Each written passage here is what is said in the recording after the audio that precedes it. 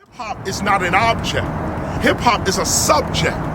And the preservation of subjects is different from the preservation of objects. To preserve a subject, you have to preserve the people that come up with the ideas. I'm hoping that some of this funding goes toward the pioneers of hip-hop. Because too often, we erect buildings and edifices to honor people that we give no support to. So how is the Hip Hop Museum going to go up with all of these stories in it, and the people whose story we telling is not being compensated for their story? That cannot happen. So I'm advocating right here while we're all here that we pay attention. That hip hop is our life.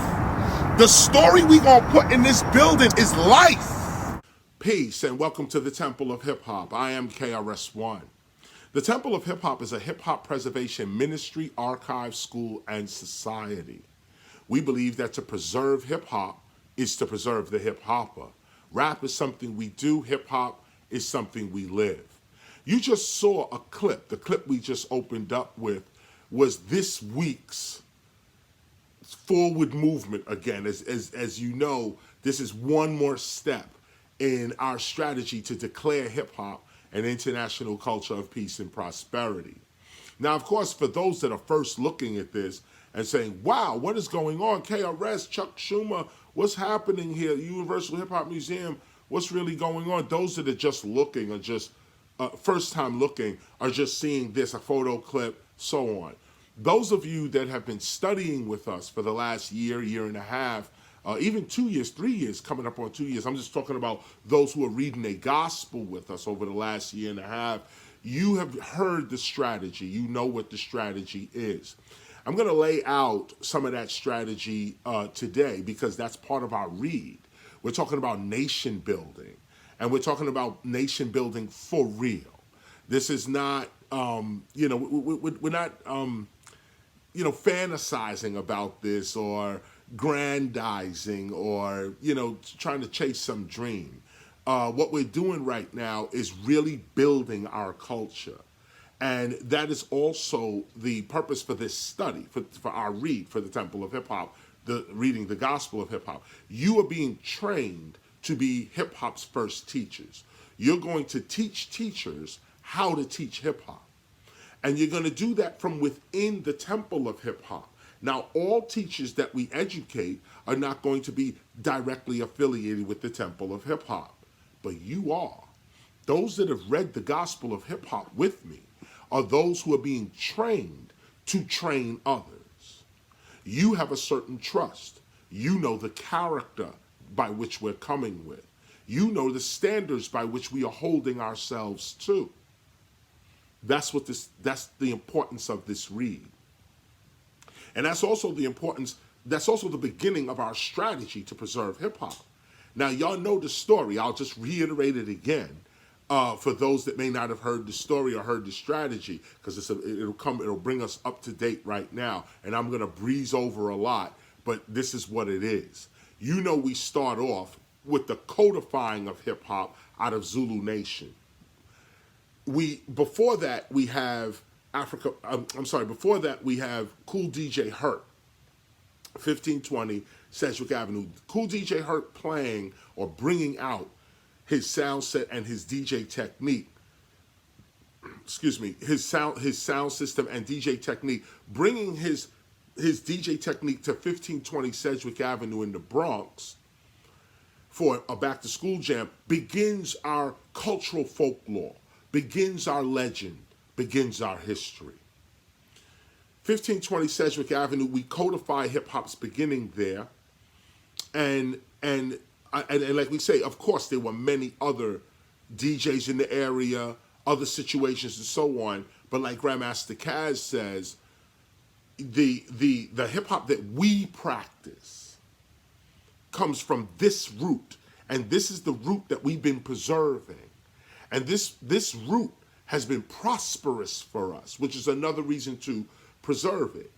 Cool DJ Herc links us not only to Jamaica and to the other areas of the Caribbean and on to Africa. But Cool DJ Herc on the African American side points to James Brown as his influence. And you have this American black and Caribbean black coming together with Puerto Ricans and Cubans and Dominicans and Haitians and others coming together to form this movement we call hip hop. The preservation of that kind of culture, the vision for that kind of preservation, you have to actually become the culture yourself in order to preserve it. Back in the days, you notice how our culture was being commercialized, sensationalized, criminalized even.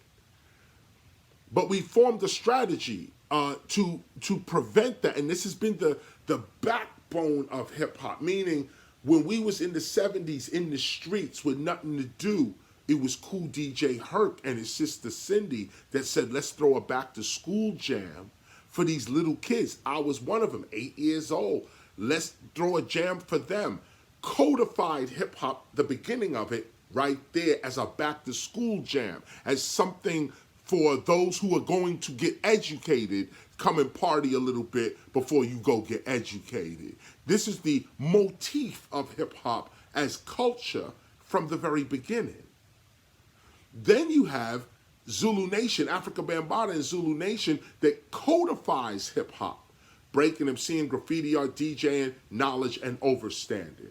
Now we know what our community looks like. Now we can see, and obviously take a look at it again. Breaking, MCing, graffiti art, DJing, knowledge. There's that knowledge piece again. We go from education back to school to knowledge now. And most of what Zulu Nation was teaching was knowledge of self.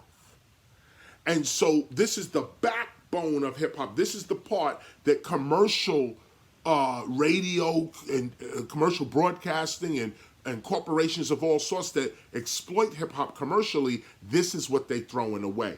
This is what they're rejecting. This is what they don't want the rest of the hip hop community to hear or to even know. Principles. Once you deny a culture its principles, you can exploit it because no one knows what the culture is, why it's supposed to be, what we're supposed to be doing in the culture, our responsibilities to the culture. No one knows anything because there's no tradition, there's no culture, there's no customs. So this is what became rap music. Just rap. I'll give you money and you rap. I don't want to hear about your politics. I don't want to hear about your spirituality. I don't even want to hear about where your art comes from and the struggle that it took to present this. I don't want to hear about all that. Just spit your rhyme and I'll give you the money. And that became the relationship. But some of us weren't going for it. And after Zulu Nation, KRS-ONE, and shout out to Willie D, Chapter 5 Zulu Nation, straight up. That was my right-hand man. Those that remember early BDP, you remember early Boogie Down Productions, Willie D was right there with me at least 10 to 15 years. My man was right there with me the whole time. And he was president of Chapter 5 Zulu Nation. And so he used to put me on to a lot of what was Zulu was going on and this kind of thing and so on. And I was kind of down with Zulu Nation through him. And so in this way, I kind of understood what the culture was. We understood what this was all about. And so when it was time for us to form Boogie Down Productions, the first thing I did was put out South Bronx. Now, of course, there were some other records, but they weren't our records. These are the demos that we were doing. Those that know the history, 1241, Scott LaRock and the Celebrity 3. There was all these little, misstarts and so on. But when we finally got our act together, our first real record was a record called The South Bronx. And that record, The South Bronx, was a history lesson. It was a battle record, an answer record to MC Shan. Shout out to MC Shan. But it was an answer record, but the record battled with knowledge, history. Let's take it back, way back in the days when hip hop began with Coke, LaRock, Cool Herc, and then Bam, and then it goes on. And this was understood. That's what I'm saying. In the real streets, knowledge was always understood. That this was the backbone of hip-hop. We always understood that. But mainstream didn't want that. Didn't want that part of hip-hop. What they wanted was the ignorance. What they wanted was ignorant black people, period. You know, foot shuffling, yazamaza, yowza, basically minstrel.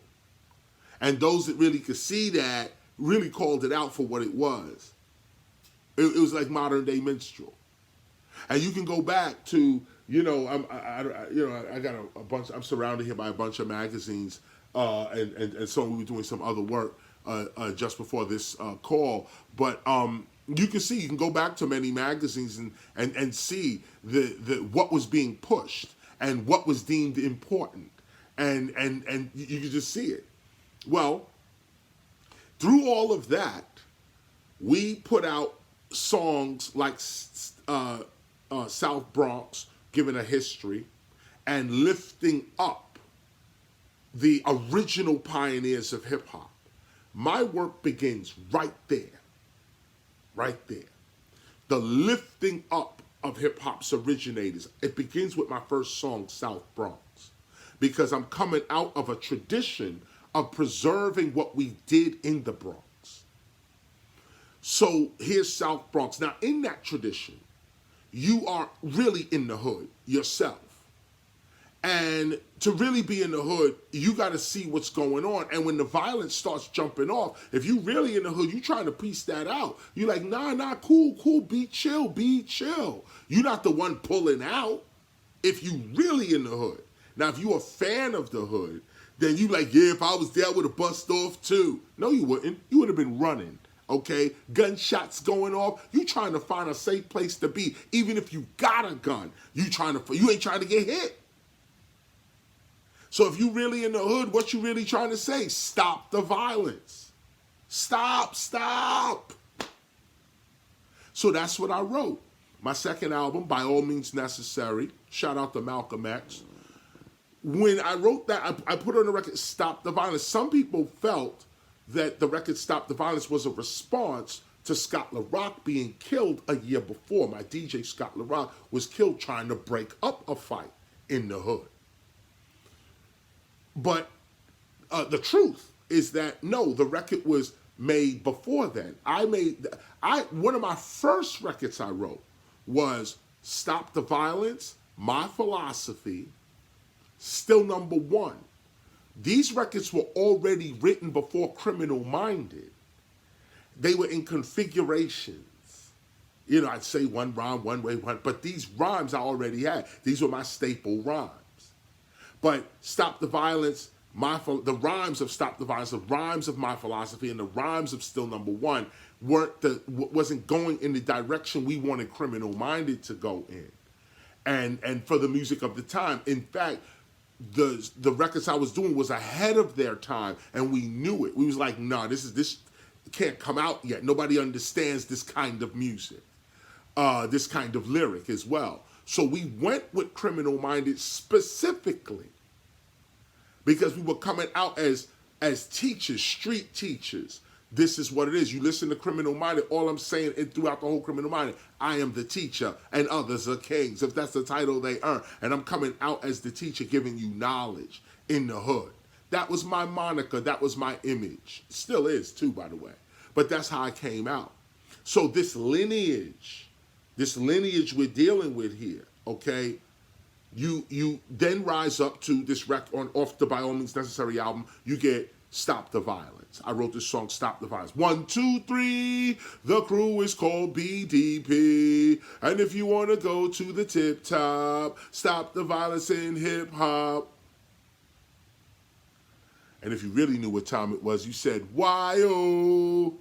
And that right there went throughout the hood. And the record actually was talking about America's violence, not so much hip-hop gotta stop violence. Yes, I did mention that. I did say that. But the theme of the song was about the corruption that's going on in American politics, which causes violence. Go back, listen to the lyrics. So there's Stop the Violence. That song and that album got me on a tour called the Dope Jam Tour. Got on the Dope Jam Tour and did a great tour, East to West Coast. The last show on the East Coast in New York, Nassau Coliseum, breaks out into a riot. And it wasn't just, me on this is the biggest Nassau Coliseum. So you got Eric B. and Rakim, KRS, Biz, Kumo D, I think Ice-T was there, all types, about 9 acts, okay, on this bill. So it breaks out into New York just acting stupid and irrational. And people got stabbed for their jewelry. There was robberies, gangs running around. And so one kid gets stabbed for his gold chain. The kid that gets stabbed for his gold chain, he dies. One of them, he's murdered right there for his jewelry. Ann Carly, head of Jive Records at the time, gets a whiff of this and says, wow, she was there too, by the way. She was there witnessing this whole thing. And so she ran out of there and said, we have got to take KRS's record and elevate that into a movement. She called Nelson George and then she called me. Nelson George was a writer for Billboard magazine, R&B section of the magazine. Today he's a television producer. But she called Nelson George back then called me, and we started this thing called the Stop the Violence movement. I enlisted D Nice, Miss Melody, Just Ice, and so on, and she enlisted pretty much everybody else. We did a record called Self-Destruction, raised $600,000, gave it to the National Urban League for literacy programs and other ways of stopping violence. From there, we followed up with My Concepcion's, all in the same gang, to which I got a key to the city of Compton out there for my total work with Stop the Violence. But what happened out there just on the West Coast own initiative was that they formed a gang truce. And right around the same time or some years after, Stan Tookie Williams, rest in peace, denounced gang violence and tried to get as many kids as he could away from that kind of lifestyle. Stan Tookie Williams, you look him up as well. He was offered a Nobel Peace Prize while on death row.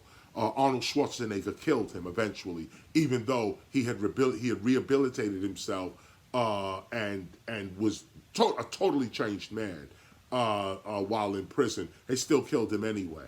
And that's what that went down with. So there was Stan Tookie Williams, but there's the West Coast speaking to their issues, just like the East Coast was speaking to theirs. There's the West Coast speaking to their issues as well. And then after that, we followed back up with Human Education Against Lies, HEAL. We heal yourself, healing of the mind, body. This is when we was pushing a health message that hip-hop needed to get involved with. Looking back at COVID and seeing us pass off like this, these messages were so important and so timely. The main message of HEAL was civilization versus technology. Don't let technology rob you of your civilization, rob you of your humanity. We saw the internet just getting ready to come in, and this is what we knew was about to happen. Computers were going to take over your mind. Our artificial intelligence was going to have its way with organic intelligence. And we put out music and slogans and things to remind people of their humanity. Don't just be so locked into this new thing coming out called a telephone or a laptop computer or the internet. Remember, these things were new in the 90s. The internet is only 1994. And these cell phones are what, 2005 maybe, 2008? I mean, in terms of what you got today. Obviously, the cell phone, that goes back to the 80s with them big clunky, some army phones we used to have in the car. It's crazy. Anyway, at the end of the day, though, this movement continues. This movement, this behind-the-scenes movement with hip-hop continues. This is the movement that doesn't get support. This is the movement that was criticized. This is the movement that corporations tried to sabotage. Hip-hop's educational perspective. It's culture, basically. The transference of its knowledge of itself. That's what nobody wanted to listen to, at least in the mainstream. The real culture, of course, was kept intact. Everybody within the culture knew what we had to do and knew what we were doing. Knowledge was flourishing throughout hip-hop, not only in songs, but books started to get written as well during this time. Shout out to Ice-T as the first rapper to write a book out of our group. first rapper to write. Chuck D is number 2, second rapper with his Fight the Power book. And I'm talking about rappers writing their books. Okay, big up to Ice-T, big up to Chuck D. I'm number 3 with The Science of Rap, 1995. Rappers who write their own books. And this became a trend as well. And so after these movements, the movement continues. Now, of course, after we did the grandizing in front of the TV and all of this type of stuff, and the videos were great, and the money was made, and all of this type of stuff. And the reason I mention the books is because, like with Human Education Against Lies, we wanted to give out free books. We wanted to raise money so we can give out free books. And this is partly what the Science of Rap was about. But we had a book called Heal, an actual book that was made from Heal, and we was giving the pamphlet version of it out, but it was so controversial nobody would give us a deal for it. In that sense, we had to wait a few years until desktop publishing became the hot thing. I'll get back to that in a minute. But throughout this time, we are doing the first hip hop summits. The first hip-hop college lectures. The first. We're breaking this ground. We're the first to hold cultural conferences for hip-hop. One of which was in 1994 at the Schomburg Center. Now, of course, out of respect, I will always give it to Zulu Nation, to Africa Bambaataa, as far as holding the first conferences, because Zulu Nation used to hold their weekly meetings, and you could technically call those the first conferences. Plus, there was a meeting that Africa Bambaataa held at Latin Quarters that was just like the meetings that we would hold later. I was at that meeting as well. So technically, you can give it to Zulu Nation, Africa Bambaataa again. But in terms of getting the founders together to discuss hip-hop as culture, the first time that happened was 1994 at the Schomburg Center, Meeting of the Minds. Kirk was there, Bam, Theodore, Crazy Legs, Channel Live, others, a whole host of people. I have a list of people that signed in that was actually there. The list is ridiculous, the people that came through to discuss hip-hop as culture, specifically the preservation of hip-hop as culture. We talked about a whole lot of things, including the museum. This was the first time we got together to talk about hip-hop having a museum. A woman named Jacqueline Hines, she claimed that she was the first one that had the idea, codified it, had a charter and everything for the museum. We won't forget her name in this building of a hip-hop museum. Harry Allen was the first one I heard say it. Hip-hop needs a museum, it needs an archive, and he was talking about a digital archive at a time when the internet was only like 2 years old. As a matter of fact, no, it wasn't even the internet. Because we were talking, yeah, right, it was right around the same time, 94, that's right. The internet might have been, not even 2 years, the internet might have been just out that month. And Harry Allen is sitting there talking about hip-hop with a digital archive as well. We document his whole conversation in The Gospel of Hip-Hop. But there we are, again, codifying our culture. It was there that I asked permission to write the gospel, what would become the gospel of hip-hop. I said we need a manual, something that everybody gets that tells you what hip-hop is, and so on. Herc stood up as well and said hip-hop needs a complex, somewhere with a big parking lot, and so on. These all became prophecies. In 1994, we had no way of doing any of this. Excuse me. We had no way of doing any of this.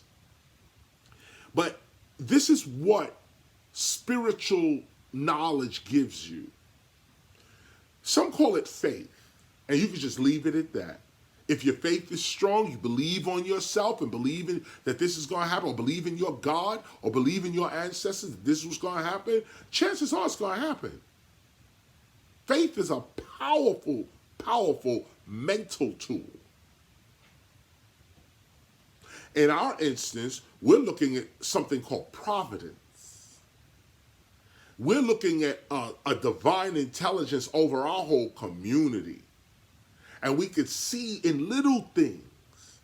Why was KRS at 1520? Or rather, why was KRS-ONE at 1600 Sedgwick Avenue in 73? I could have been there in 76. I could have been there in 69. I could have been there in 71. No, I was there from 72 to 75. Really 74, but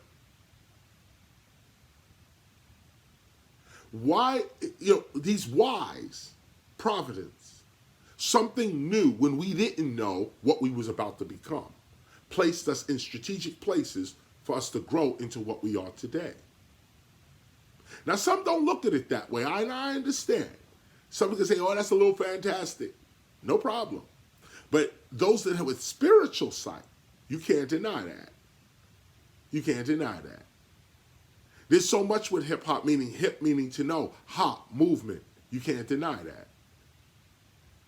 That the name we would pick for ourselves actually has significance spiritually, culturally, and historically. So the movement continues.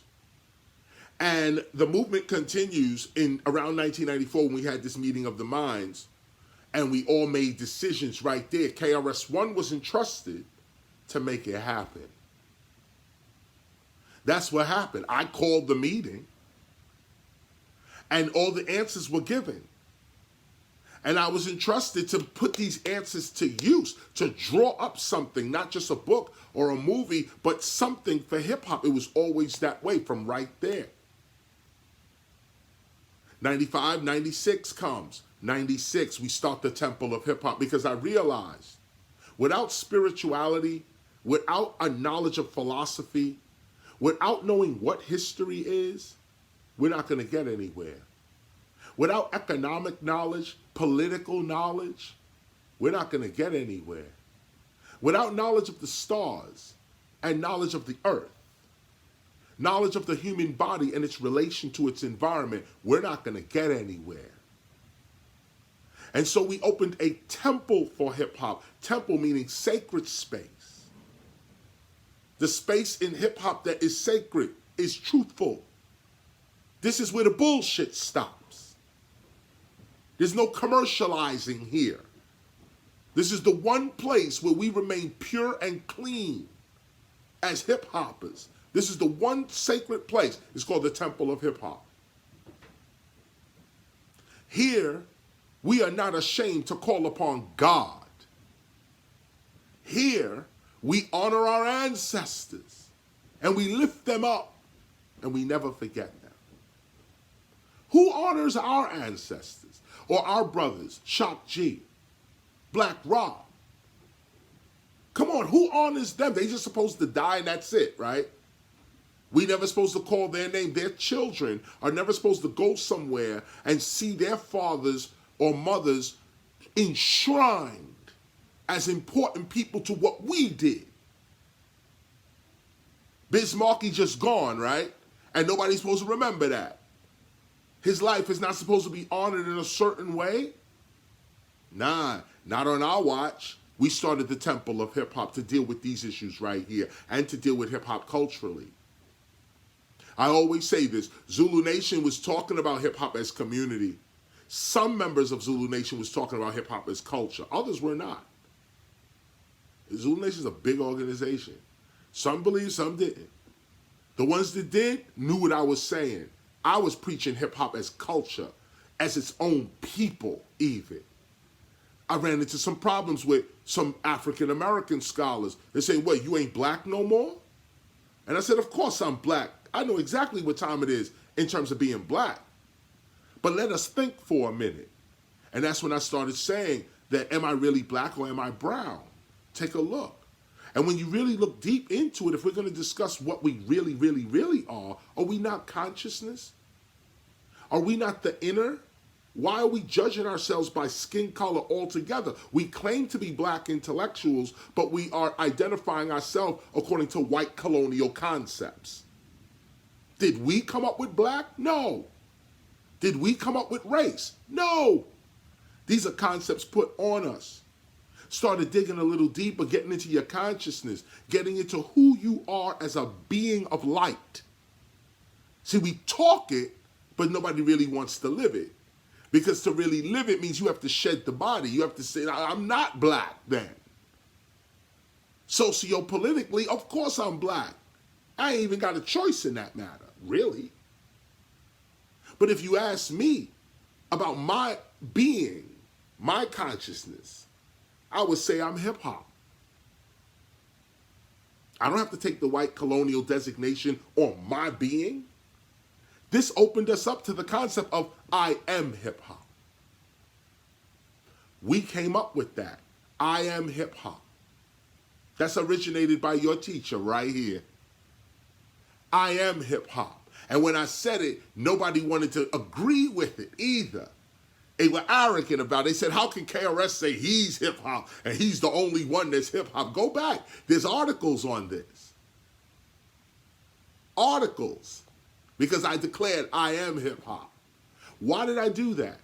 Well, first it was an enlightenment that rap is something you do, hip hop is something you live, and we are not just doing hip hop, we are hip hop.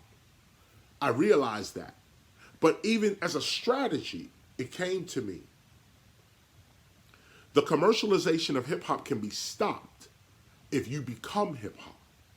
Go closer to the truth. The truth always obliterates the lie, but you got to know what the truth is. So here we are, recording artists being exploited by a recording corporation and others. And so the strategy against that corporate exploitation of us is for us to declare ourselves the culture. Meaning you can exploit me as a rapper, but you're still not hip hop. See, before they was getting ready to say, Hot 97 is the home of hip hop. And they even say that too. They do say that. Power 106 is the home of hip hop. Number one for hip hop. They sound silly. Because first they tried to really do that. Tried to say a radio station is where hip hop lives. And because that's hip hop is music. Spelling hip hop in lowercase. I came out and said, no, I am hip hop and hip hop is my culture. Hip hop is the name of my culture in world history. That was not easy to teach. I had to go through university professors. I had to go through all types of churches. I had to go through all types of cultures. People had to be convinced of this, and they were. Now it's no big deal. Everybody says, yeah, rap is something you do about. Now it's I am hip hop. People making t-shirts, sewing hats. It's out now. Now it is what it is. But that was a deliberate teaching on our culture that started from 1990. Really, I Am Hip Hop starts from 1994. But, we propagated it after the Temple of Hip Hop, 1996. 1998, we get to Hip Hop Appreciation Week. We launched Hip Hop Appreciation Week and have been practicing Hip Hop Appreciation Week ever since. Others tried to ignore it. Hip Hop Appreciation Week actually precedes Hip Hop History Month. Zulu Nation always had their own month in November as their anniversary. But when we put out Hip Hop Appreciation Week, we noticed that we can codify the months as we go around. So we said, November is Hip Hop History Month. May, third week in May, is Hip Hop Appreciation Week. This year, Hip Hop Appreciation Week is the 15th to the 21st, 2023, with the theme of MCing. The theme is MCing this year. Get back to that. But anyway, 1998 we have the Hip Hop Appreciation Week. I was thinking of something else. We have Hip Hop Appreciation Week in 1998. That hip hoppers can celebrate themselves, and those who are entrepreneurial can make some money even in that week. We declared our own week. That means we gave ourselves value. You're supposed to be doing concerts and dates and this, that, similar to what the 50th anniversary is. We declared that, you remember. Now, whether everybody knew or didn't know or whatever, we the one cutting the cake on the 49th anniversary, talking about the countdown to the 50th, the first time that was publicly announced. That was right there. That was us at 1520 Sedgwick. So, come on back now. 1998, we announced Hip Hop Appreciation Week. Then you got 2000. One, 2001, we're at the United Nations declaring hip-hop an international culture of peace and prosperity. And this is when the strategy begins. Not only did we declare ourselves hip-hop, so you corporations can't have it, because we are it. You can't say hip-hop is vinyl records. You can't say hip-hop is a cassette, or the only place you can get hip-hop is on the radio, or hip-hop is a clothing item. Nah, we crushed that. Okay? Hip-hop is us. I am hip-hop. You are hip-hop. Hip-hop is my culture and my lifestyle. These are the teachings of the temple of hip-hop. And KRS-ONE running his mouth. So at the end of the day, 2001, we at the United Nations under Kofi Annan, shout out to Kofi Annan, at the time Secretary General, brought hip-hop right in. Shout out to UNESCO, United Nations Educational, Scientific, and Cultural Organization. Why were they important? Because of their name and what they do. United Nations Educational, Scientific, and what? Cultural Organization. We needed hip-hop to be declared a culture by UNESCO. They came straight through. Shout out to the deputy director that actually came through. His name escapes me. Now it's 20 some odd years ago.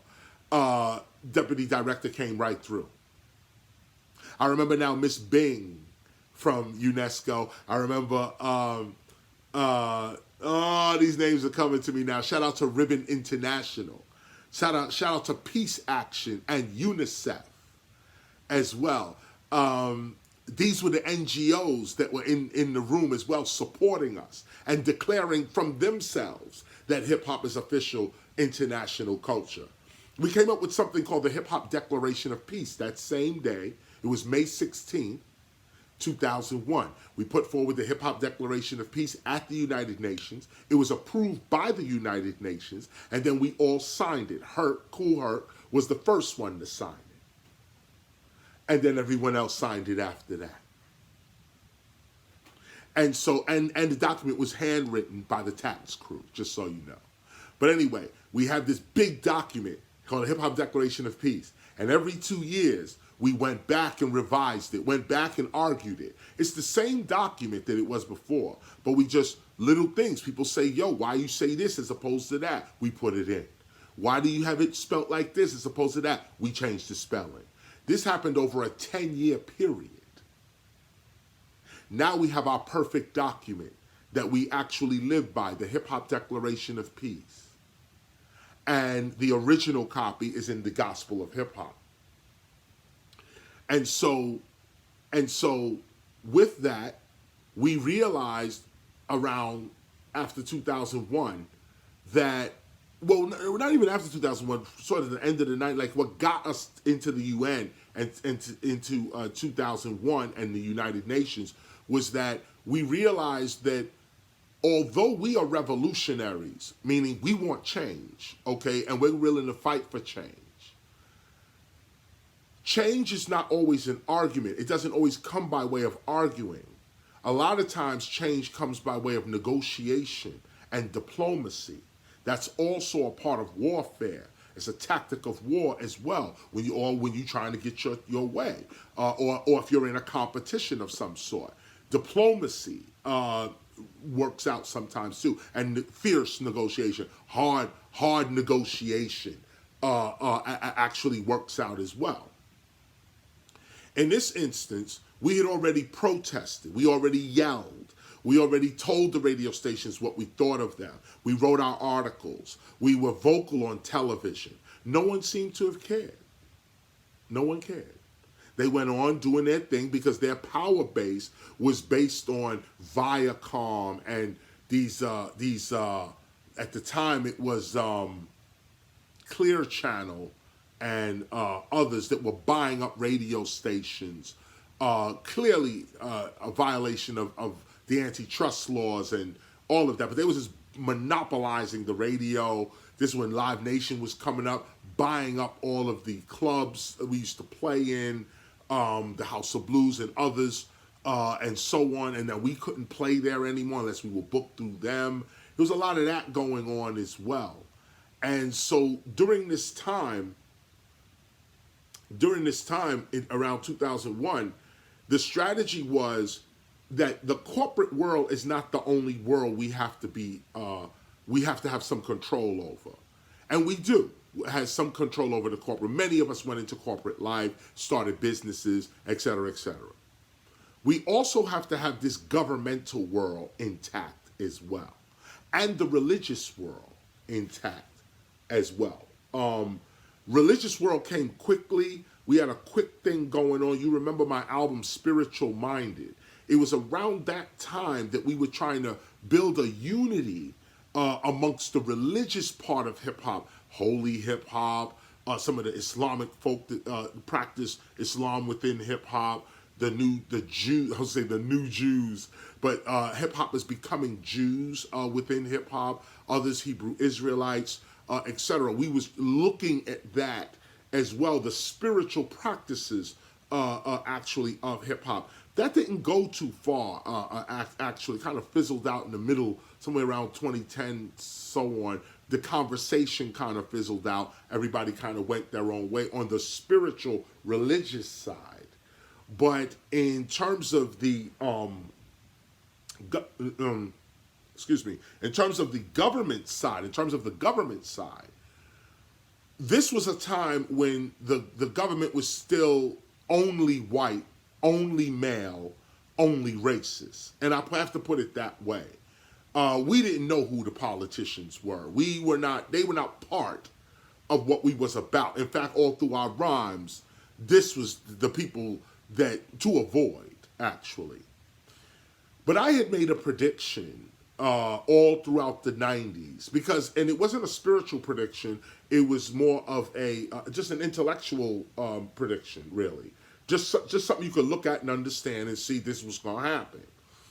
But I said, in the future, somebody is going to have grown up, a politician is going to have grown, these politicians would have grown up listening to Public Enemy, X-Clan, KRS-ONE, Queen Latifah, and others, including Snoop, NWA, others. This is going to be American culture in a minute. People laughed at me, of course. Again, there's the philosopher mouthing off about something that is never going to happen.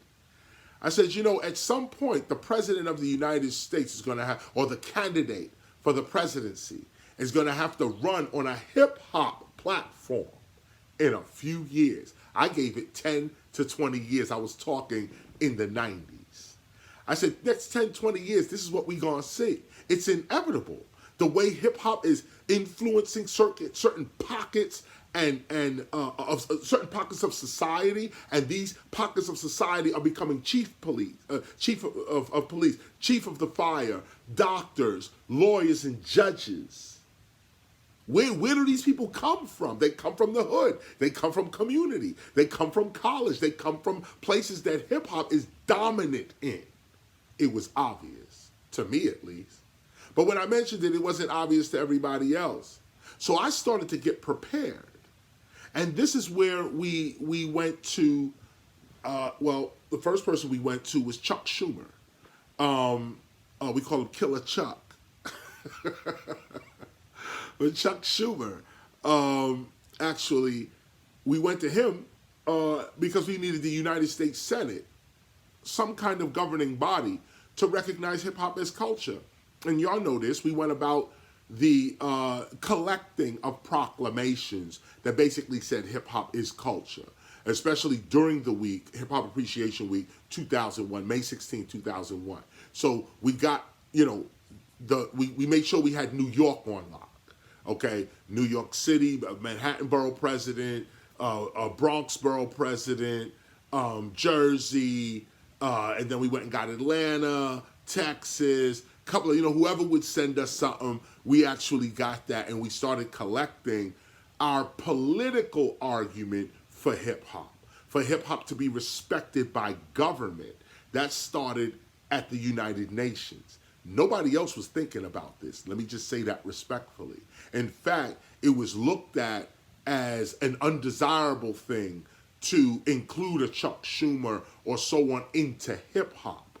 Some of you might still have that opinion. But back then, it was even more scary because it was never done before. You don't get proclamations like this. Now, of course, it was done before. I mean, Andre Harrell got proclamations way early in hip hop, and others have gotten proclamations as well, mostly geared toward themselves. We have got our proclamations were geared toward hip hop as an entity unto itself. That's what we wanted, was that government recognizes hip hop as culture. Not just as a music genre, but as culture. And if government recognizes you as culture, there's also government funding for that culture.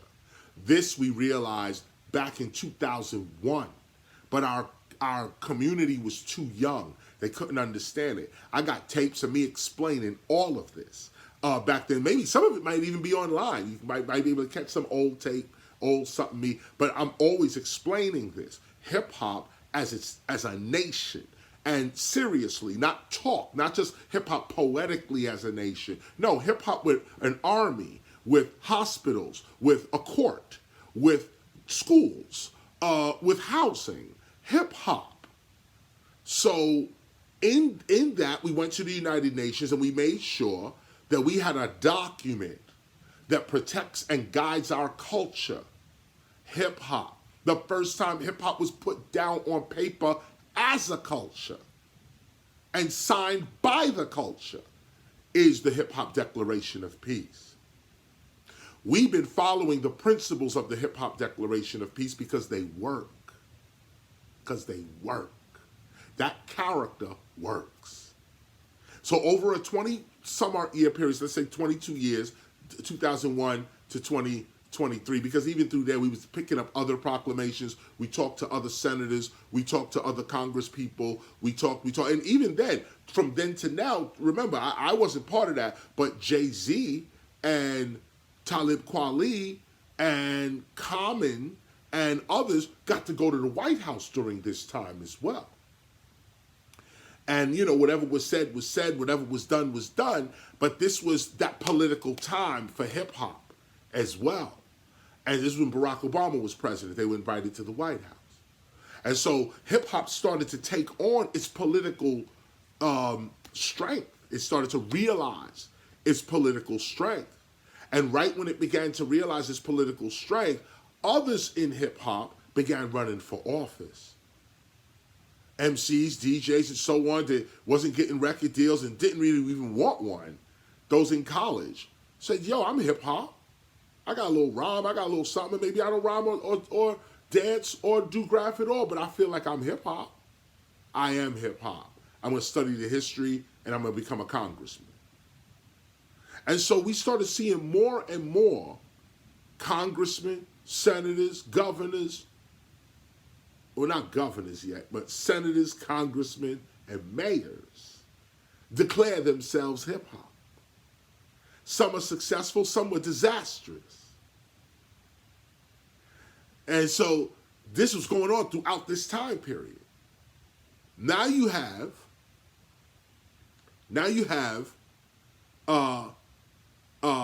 hip-hop over the last 5 years, let's say, including COVID. And we're coming up on the 50th, and corporations of all sorts, they want to come up with all types of, this is hip-hop and that's hip-hop. I remember 2-3 years ago, when hip-hop was 47. I remember talking to Chuck D, and Chuck was telling me, hip-hop ain't everything. People trying to say hip-hop is everything. No, hip-hop ain't everything. Hip-hop is this, and this. And so we vowed ourselves, me and Chuck just vowed ourselves to make sure that original hip-hop is we're going to make sure that original hip-hop is seen and heard and spoken for, not this commercial nonsense. But to do that with a strong voice and with a meaningful voice, you got to have the university system with you, you got to have the religious system with you, and you got to have the government system with you. And so we started working on all three of these. The latest, what you just saw, the clip that you saw before this talk began, was this week's step in that direction. There's the Universal Hip Hop Museum, and Temple members that went with us last Hip Hop Appreciation Week. You remember we went to the Universal Hip Hop Museum. We went to the Universal Hip Hop Museum in its construction, and we spoke to the founder of the museum and other officials of the museum itself, and you guys gave real questions, and you got real answers. And the answer was that, the main, it was several answers, but the main answer, or the main question was, what are you doing for the pioneers? I remember us asking that question specifically. What are you doing for the pioneers? And of course they had no answers, because that's not what their focus is. And I remember many of our Temple members walking out of there like, what are we doing with this? Why are we here? We got the answer now. And I remember we went back to our cubby hole and we said, no, this is what's going on. As your teacher, I have to show you what's going on. Remember, the gospel of hip hop says that the hip hop teacher makes hip hop real for the hip hopper. So I want to bring you to the Universal Hip Hop Museum. It's going to be a great museum. It's going to be dope, but let me bring you in before it's built. And so you can ask serious questions and maybe even influence the building of the museum itself. We did that. We did that. Temple of Hip Hop came right in, and Temple of Hip Hop came right in and did its thing. Let me hold on and get a water. Hello? Just right there. Right there. Yeah. It's all right. Thank you. Thanks. I got that. So the Temple of Hip Hop went in and did that. The Temple of Hip Hop went in and did that and asked those questions. But now the answer. Hold on one second, y'all. I just want to get this water.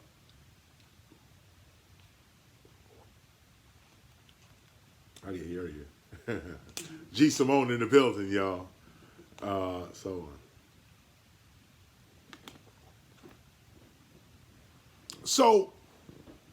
I'm giving you this whole history in case you haven't heard it. Some of you have, but here it is. And because it leads to our strategy. It leads to what we are doing and why. With the Temple of Hip Hop, we are strategic and specific. So in this regard, we say, well, as we continued on, the idea is to garner the respect of these institutions and have them recognize hip-hop as the culture that it is. Having said that, this week, the Universal Hip Hop Museum, like I said, was just explaining, this week the Universal Hip Hop Museum was offered $5 million. In fact, let me get my notes here. Was offered $5 million toward construction and toward construction and toward education.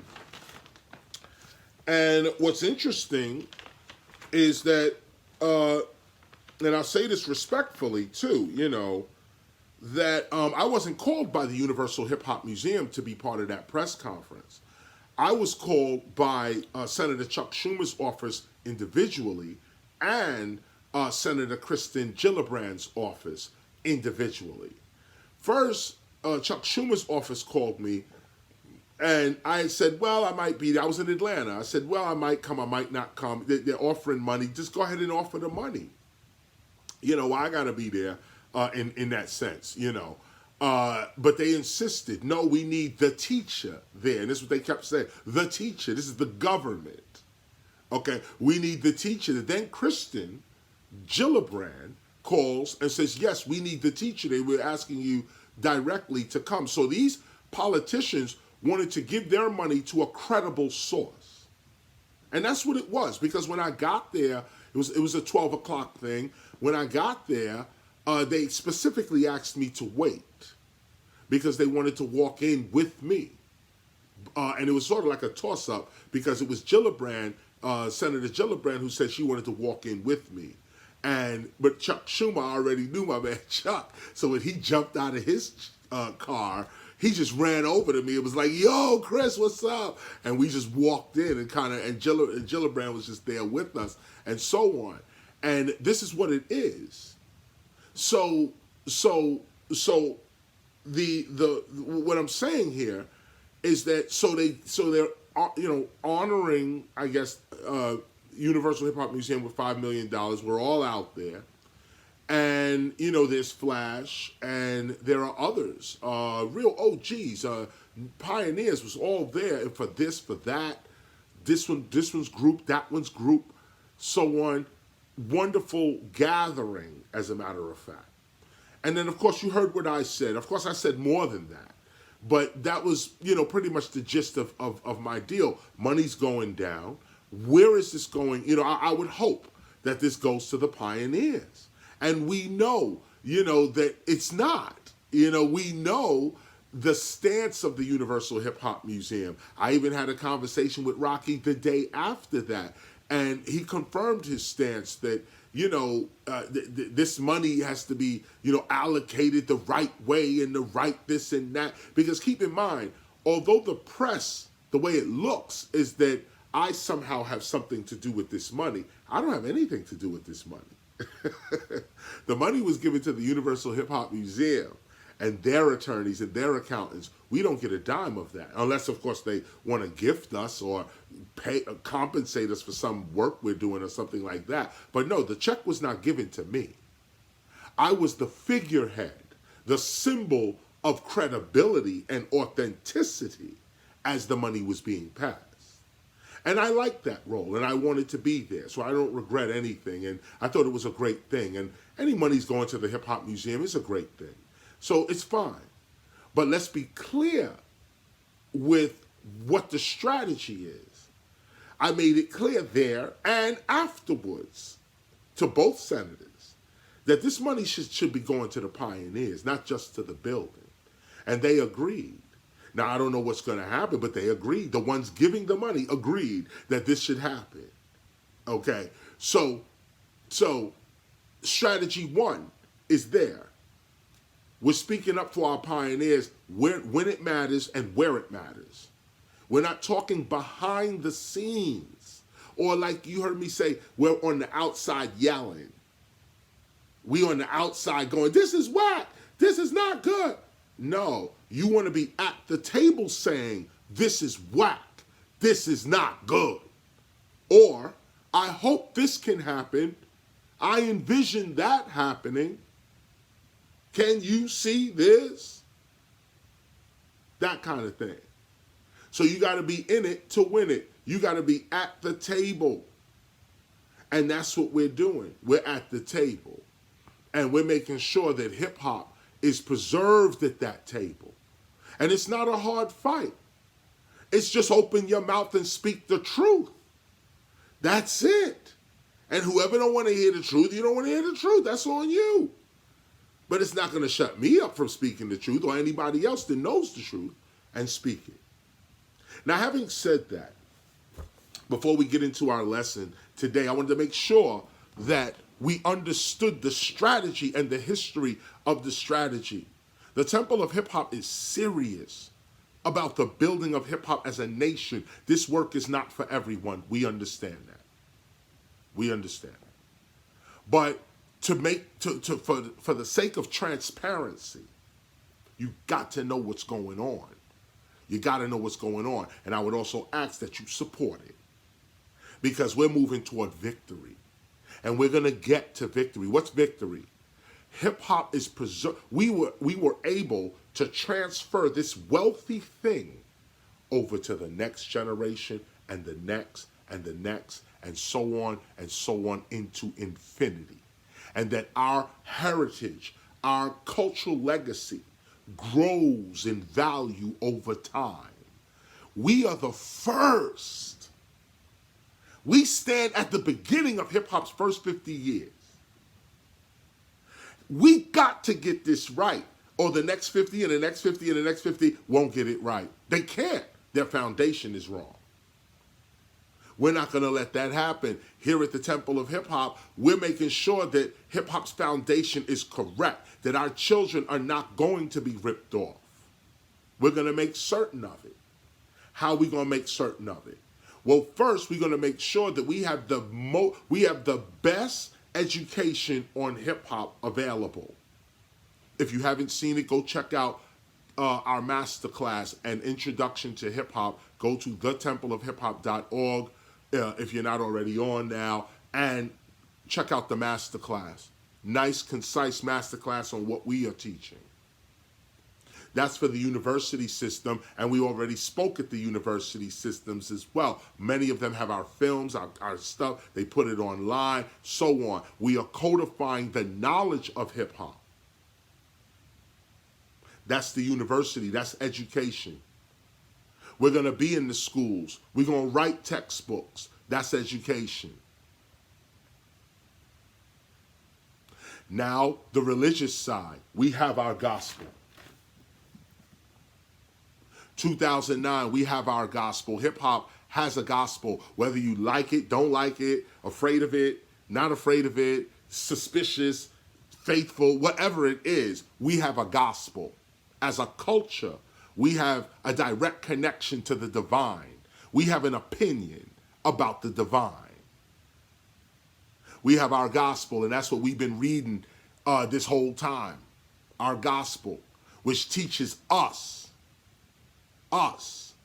how to conduct ourselves for greater health, love, awareness, and wealth. If you're not hip-hop, then this don't apply to you. There it is. But if you are hip-hop, you have a gospel. You have a spiritual document that is true and effective. So, and on top of that, hip-hop as culture has already permeated all of the religious sects in the world. All of them. All of them. And so the real moral question, since we're talking about religion and spirituality at this break right here, the moral question is, if you Hindu, Jewish, Christian, Buddhist, it's Muslim, how can you take from our culture into yours and not respect the spirituality of what you just took from? As a Muslim, as a Christian, as a Jew, if you rapping as a Jew and you rapping as a Jew, you don't respect the spirituality of that which you took or you're emulating.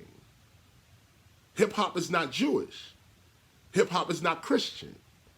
Hip-hop is not Islamic. Hip-hop is not Buddhist. Hip-hop is not Hindu. Yet all of these religions are practicing hip-hop. So you got to ask yourself, come on now, in the sense of justice, you have no respect for what hip-hop itself is producing for itself.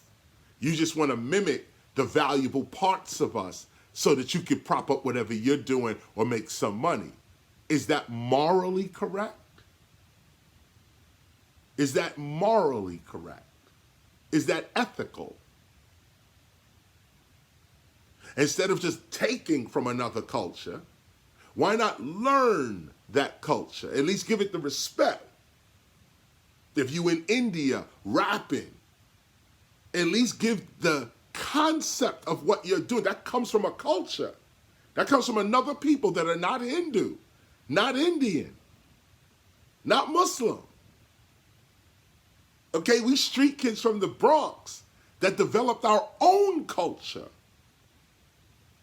Just like if we adopt parts of your culture into our culture, you want us to represent that part of your culture correctly, or you're going to call us anti-Semitic, anti-Christian. Come on now. Anti-Muslim. You're going to start saying, oh, you took my stuff and degraded it. Nobody else wants their culture and their religion degraded in somebody else's, so because of somebody else's interpretation of their culture, in their culture, you're going to degrade my culture. Nobody stands for that. So why is hip-hop standing for it, or has to stand for it, with all of these other religions? Every religion on earth also practices hip-hop.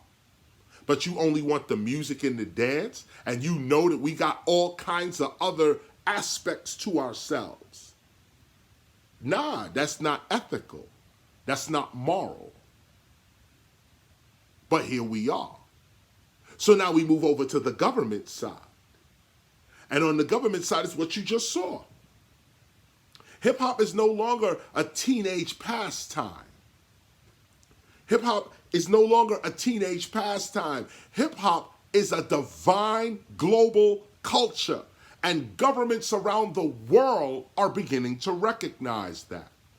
That means we have to clean our act up, straighten up, and get ready for rulership.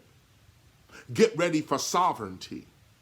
Get ready for self-governance. These petty little games we playing with ourselves, that got to go out the window. We got to have discipline now. And that's what we're moving toward. That's why we read in our gospel.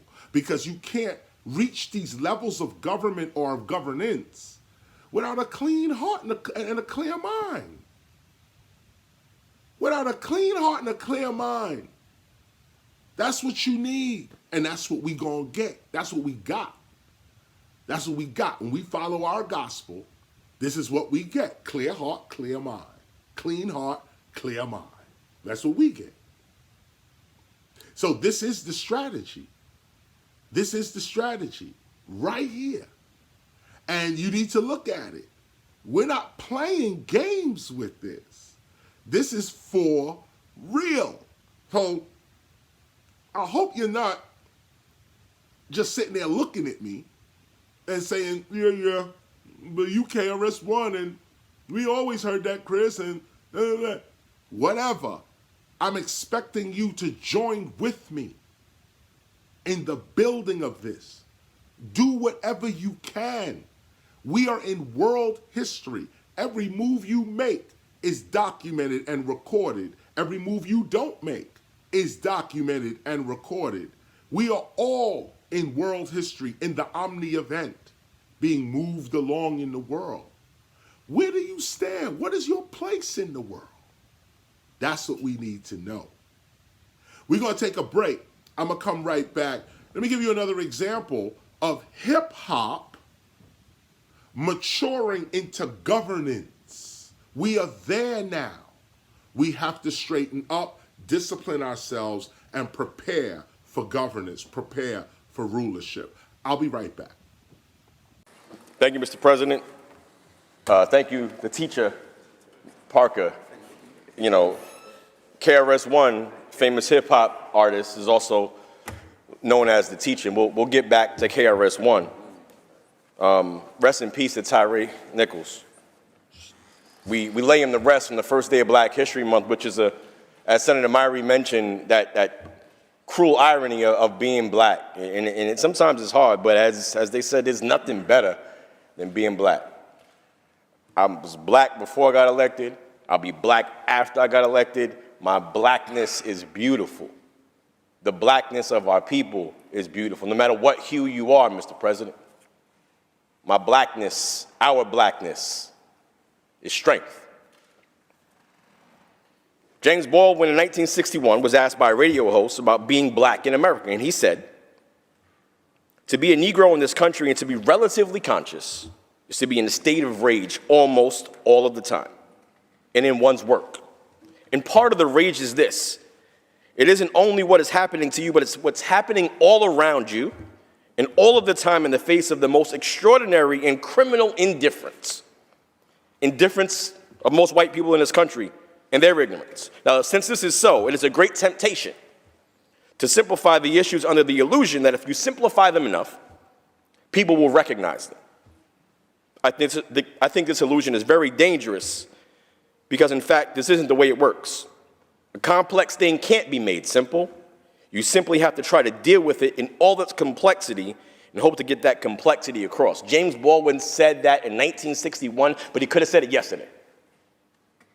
And I know many of us have heard the beginning of that quote, but I don't know if we've heard that full quote in its context. We've heard about the rage, but where does the rage come from, Mr. President? Where does the frustration come from? It comes from seeing televised murders. It comes from wondering, damn, am I next? I don't think people understand that when many of us see those things, it takes you to a point, man, you know, this really could happen to me. This traffic stop, it really could happen to me. This interaction, this really could happen to me. Well, why do you run? Well, we run because we don't have faith that if we are in the grasp, that we're going to be treated fairly. Why do we run? Now, running is a literal and a metaphoric thing in this context, Mr. President. We're running towards glory. You know, I spoke about sampling of hip-hop during MLK Day. And if you've heard this song by Grandmaster Flash and the Furious Five, it's called The Message. Melly Mel is the modern-day Baldwin in that when he says, don't push me, 'cause I'm close to the edge. I'm trying not to lose my head. It's like a jungle sometimes. It makes me wonder how we keep from going under. It's like a jungle sometimes. It makes me wonder how I keep from going under. You know, it's the first day of Black History Month, and I live through the lens of my daughters, and I promise my oldest, this was her idea. Her Black History Month topic was the history of hip-hop. The history of hip-hop. So we came up with a trivia game.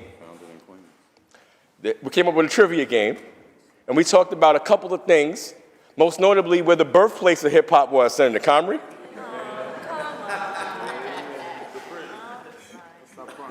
The BX.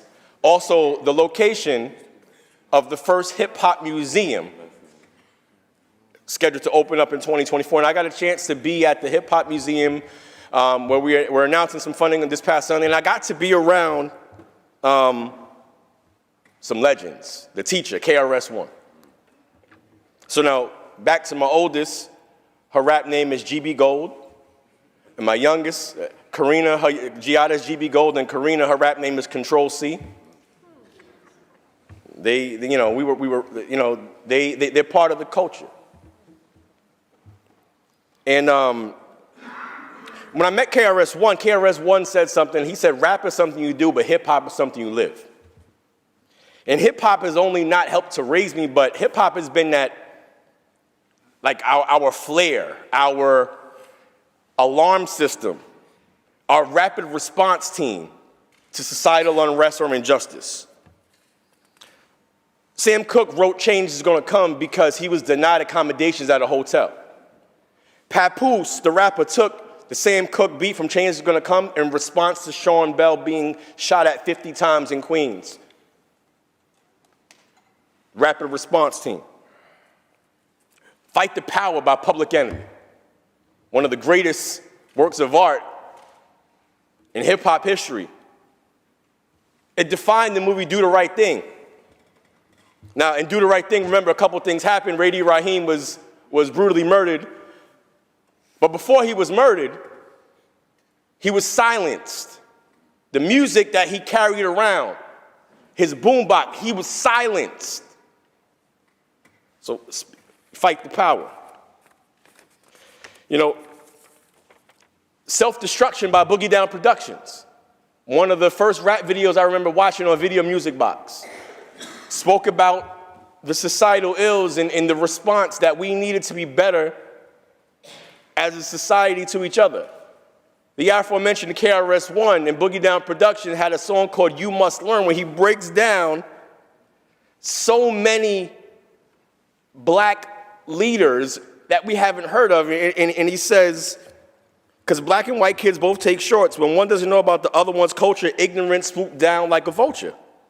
Because you don't know that you ain't just a janitor because you never learned about Benjamin Banneker. A billion black man that invented the almanac. Can't you see where KRS-ONE is coming at? With Eli Whitney, Haile Selassie, Granville Woods made the walkie-talkie, Lewis Latimer approved on Edison, Charles Drew did a lot for medicine, Garrett Morgan made the traffic lights, and Harriet Tubman freed the slaves at night. Madam C.J. Walker made the straightening comb, but what you won't know if you weren't shown. You won't know unless you're shown. That's why this month is important. And even if it's 1 month, we can take the lessons that we learn from this month and take them over time. And, you know, at one point, They said black people couldn't play quarterback, Mr. President. They said that we were mentally inferior, and they tried to, and they said, no, you played in high school, you played in college, no, but you're going to play receiver. They blackballed Colin Kaepernick. I got my Colin Kaepernick uptowns on right now, Mr. President.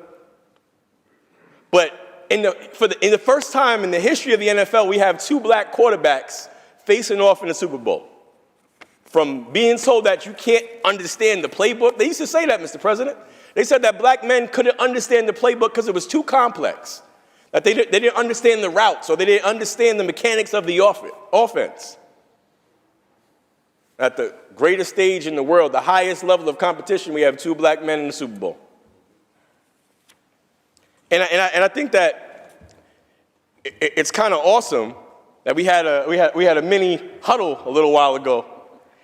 And when you think about how black men and black women have been disenfranchised so much, the committees that we are in charge of, the committees that we get to lead in this great body, things that have historically disenfranchised, we now have the power to be a part of the change. We are our ancestors' wildest dreams, Mr. President. You know, 2004, then Senator, future President Barack Obama, he had a legendary DNC speech, but he came out to the song by Curtis Mayfield and the Impressions, Keep On Pushing. Keep on pushing. I've got to keep on pushing. I can't stop now. Move up a little higher, some way, somehow, because I've got my strength, and it don't make sense not to keep on pushing. We got to keep on pushing for the ancestors, for the current day, but most importantly, for the future. Not just for my daughters, but the generations that we can't even foresee. Generations that didn't foresee an ASC, a Speaker Hasty, a Hakeem Jeffries, a Tish James, an Eric Adams, an Adrian Adams, Crystal Peoples-Stokes. These are things that we couldn't imagine. We couldn't imagine that even 10 years ago.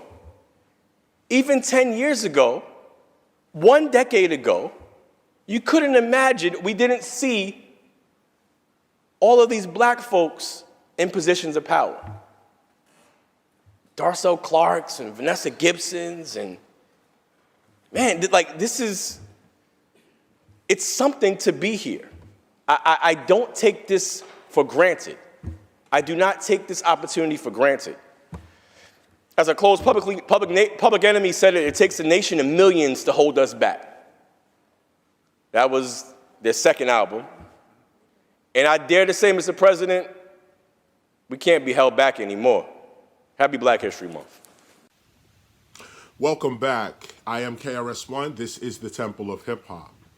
That was an amazing speech that the brother gave right there. And what's interesting is that, well, like I said before, you know, we went for our break. This is hip hop now. This is what it is. And it's interesting because sometimes we fight for something, visualize for something, scrape for it, and when it happens, we've been fighting for so long, scraping and dreaming for so long, that when your victory actually comes, you don't see it. You fight past it. You argue past it. You protest past your victory because you don't know when to stop. You don't know when to claim your victory and use it toward a higher victory. Well, this is one of the things we have to pay attention to as we navigate our preservation of hip-hop. Now, we have the Universal Hip Hop Museum there, which is a form of preservation of hip-hop. And you heard what I said about objects, subjects. You've heard me say this 100 times on these calls. But now we're talking about what then is the actual preservation of hip-hop. These museums and senators giving money and so on, this is a good thing for hip-hop as its growth. It is. But if that's all that's going on, that might not be a good thing. If that's the leadership, if that's what is going on, within hip-hop is that government is giving grants to build a hip-hop museum, and that's what's going on within hip-hop. That's not too hot. That's good to go on as well. We need that as well. But here now, the actual preservation of our culture. Let's turn our attention first to 1520 Sedgwick Avenue in the Bronx. Because where a culture begins is its sacred space. And as you know, I said earlier, the Temple of Hip Hop is hip hop's sacred space. Where can you go to get the truth about this culture? Where can you go to speak your mind about your culture? Where can you go to even receive knowledge and assistance and support from your culture? This is the Temple of Hip Hop. 1520 Sedgwick Avenue in the Bronx is the birthplace of hip hop. This is where Cindy asked her brother Kool Herc to play in the 1520 Sedgwick Avenue Community Center, and Kool Herc did bring his equipment there and started doing his merry-go-round technique, which was playing the breaks of certain records by James Brown and others. That place, 1520 Sedgwick Avenue in the Bronx, is a real place, and it's a real community center. And the building has real tenants in it. And it has a real tenant association, some of whom the tenants were there when Kool Herc first started. They're old people now. We're talking to some of these people right now before they go to the other side. We're talking to them, getting interviews and talking them up. But 1520 Sedgwick Avenue unto itself has its own story. It was in foreclosure. Senator Chuck Schumer had to save the building. Another woman, a woman named Dina, had to save the building, had to organize the tenants into sort of a union and get that out. To say, there's a whole story with 1520, which we're going to document and tell that story for August 11th as well. But I mention this because here now the real preservation of our culture. Here's what's important and here's what matters. So first, 1520 Sedgwick Avenue as the birthplace of hip hop. This is what matters. Not the building of a new building, we need that too. A brand new building. Affordable housing on the top, museum in the lobby. Their museum and building cost more than that, probably $40 million to build, the Universal Hip Hop Museum. We need that too. But when you move spiritually and you move with the people, you're over at 1520 Sedgwick Avenue. Didn't cost us a dime. The building is already up. They already built it. The owner of the building, my good friend John Crotty, owner of the building, he wants to see hip-hop preserved. He respects me, my wife, and kids. He respects what we're doing. He came in, walked in on a Temple of Hip Hop meeting and seminar we were doing last Hip Hop Appreciation Week. He walked in on it and was blown away. Blown away. I said to him, you have to preserve your building. You have to preserve this legacy. He took my advice. I said, first you have to trademark this. He went and he trademarked the whole thing, 1520 Sedgwick Avenue. I said, we need a logo. What is this logo? We're going to have a bunch, but we need something that represents us. We could put on a t-shirt, a letterhead, business card, website. What can we get to get started with? I called my good buddy, Desire One. Desire One whipped up the crazy. We took two of them from Desire One. And we're going to use that. Sure, we'll get others later on, but right now, Desire One is the one. She designed The first logo for 1520 Sedgwick Avenue. We're going to go with her logos. We're going to go with her designs. And that's going to be the t-shirt. And that's going to be whatever else we're putting forward. She's going to kick it off for us. This is what matters. Not just for the 50th. Not just for the 50th anniversary. Sure, it matters for that. But for 51 and 52 and 53 as well. As we go into the future, as we go into the future, 1520 Sedgwick Avenue, no matter what's getting built, no matter how it's commercialized, no matter what the complaints of it will be, 1520 Sedgwick Avenue will still be a sacred space. A small sacred space. This is where it all began. We'll put our exhibit in there. We have a 1520 Sedgwick Avenue probably website, and we'll put most of the exhibit on the website, so you have a virtual museum that you can look at on your phone or computer. And then, of course, we have the actual place. And I will be teaching there as well with you. Those who have read the Gospel of Hip Hop and have passed their proficiency test, their true hip hop proficiency test. You will be the teachers that are teaching at 1520 Sedgwick Avenue at that sacred space. Nobody else is coming into the space. We are the gatekeepers. Anyone coming into the space is approved by us.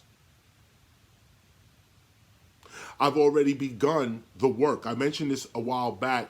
I said that as the months go on, we're going to go ahead and get an apartment at 1520 Sedgwick Avenue as well. We need an apartment. Really, hip-hop needs an apartment at the place. I know, where I could stay.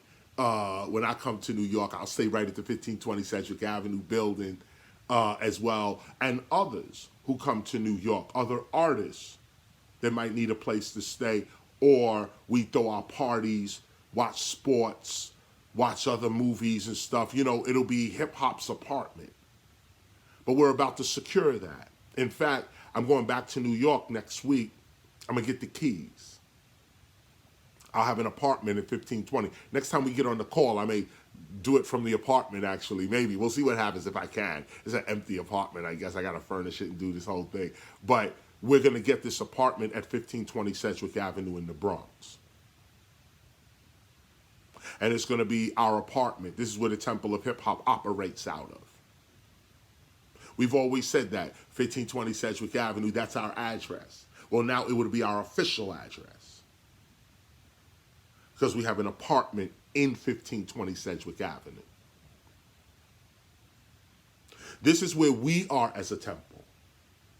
We are preserving the actual building that hip-hop came out of, and the tenants that are in the building, we are educating and empowering them. Your teacher and founder will have an apartment in 1520 to which we will be there amongst the people, teaching and educating. And then, of course, the apartment, is there for those hip-hoppers that, are part of our community and may want to have a place. You could throw parties there. You could, as long as we don't interrupt, it's an apartment. So, you got other neighbors and so on. But I'm quite sure if you let the neighbors know what's going on and you have your hours together and so on, no, you could have major celebrities come through, check out the exhibit downstairs, then go upstairs to the apartment for drinks. Things like this. It's hip-hop's apartment. That's what I'm trying to say. Let me run through some other things as well. While I'm in New York as well, I'm going to be taking a look at 55 Ludlow as well. Taking another look at 55 Ludlow, where the Temple of Hip Hop building is.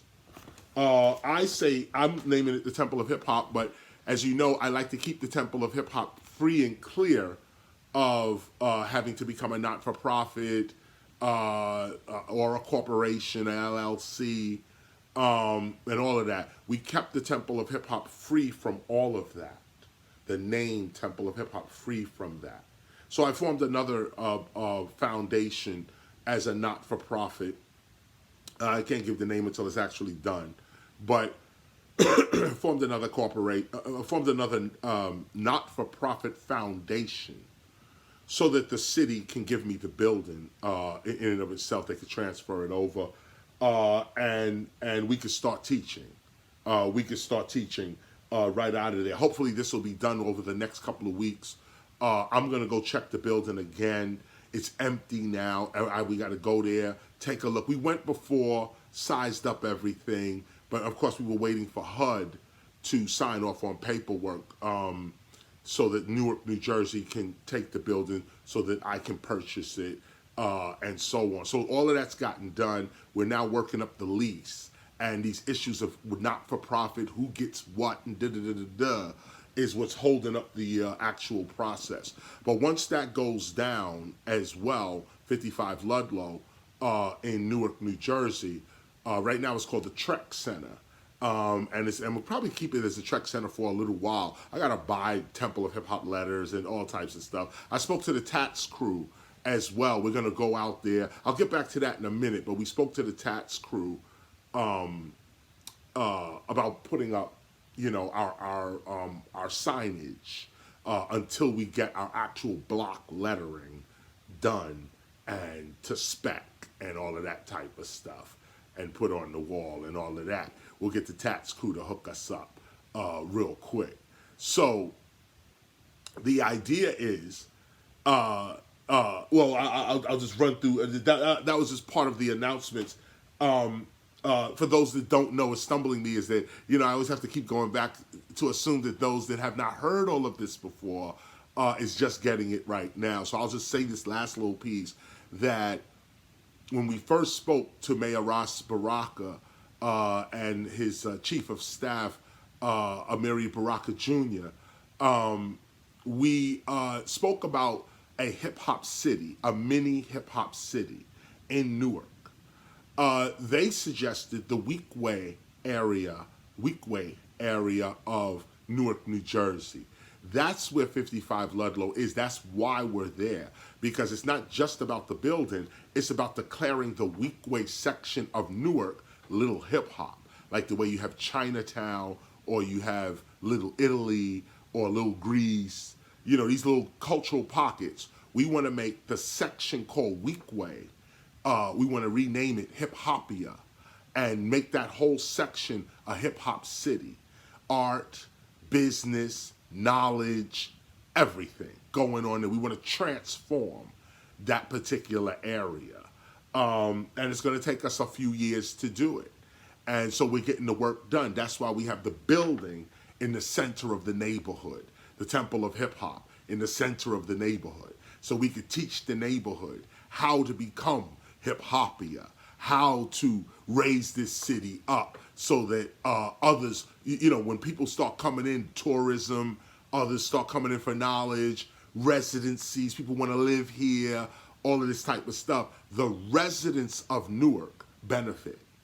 The residents of Newark will benefit greatly by this. And why Newark? Because it's the suburb of New York.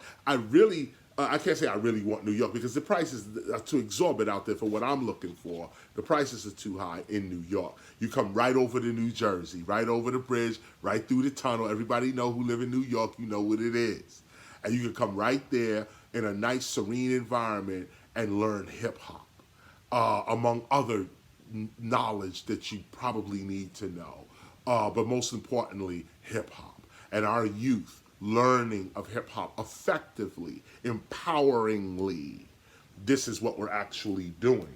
So shout out to Redman and Naughty by Nature.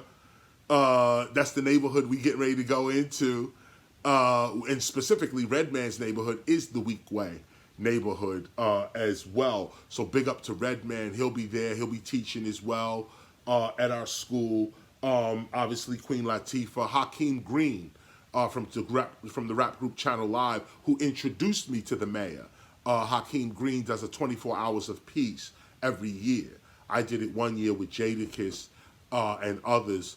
It was phenomenal. We got so busy out there with the mayor, who had his Adidas on, and it was just crazy. And so this is what it's becoming now.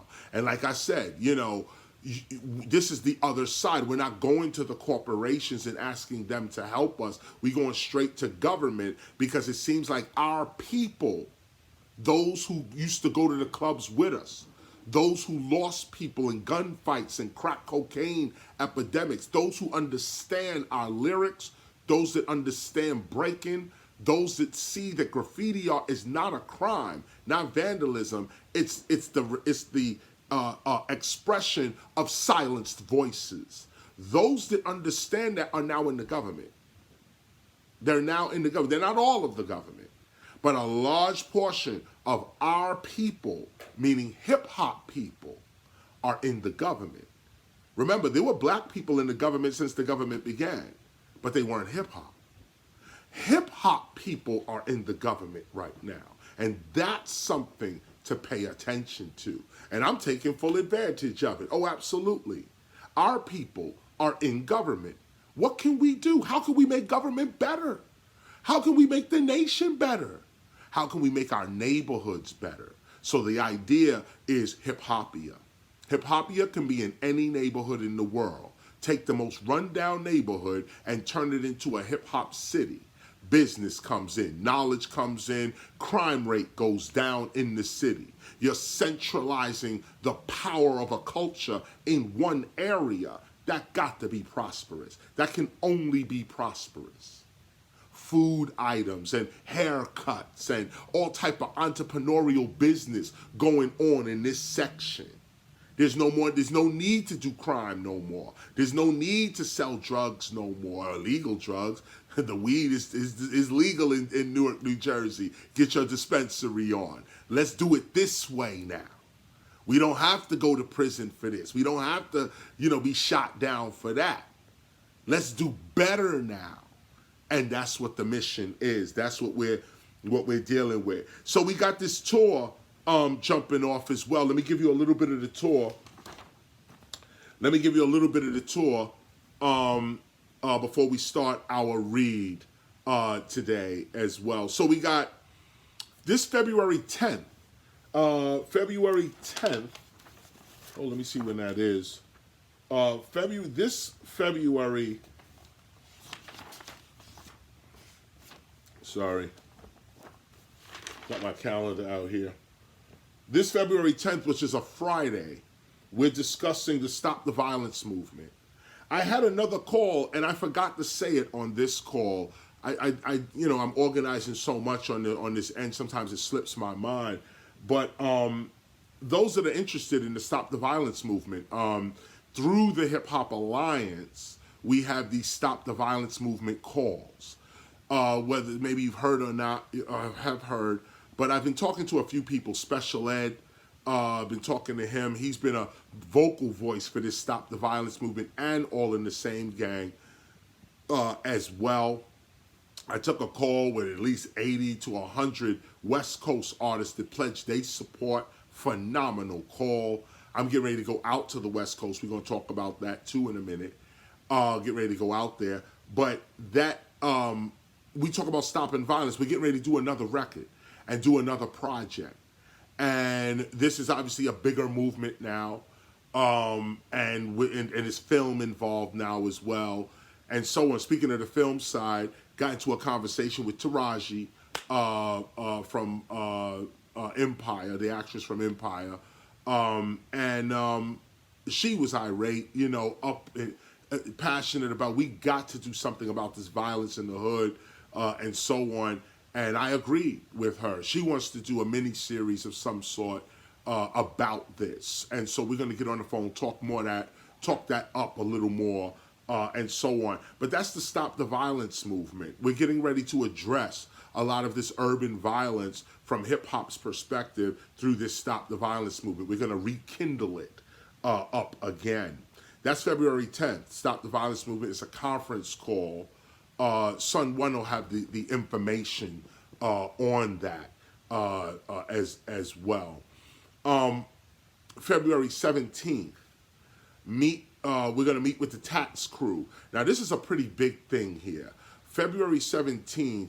Now, this stemmed from I'm requesting from the Tats crew, Bio and NISA and BG, these guys. I'm requesting from them that they do 50 paintings for the 50th anniversary of hip hop.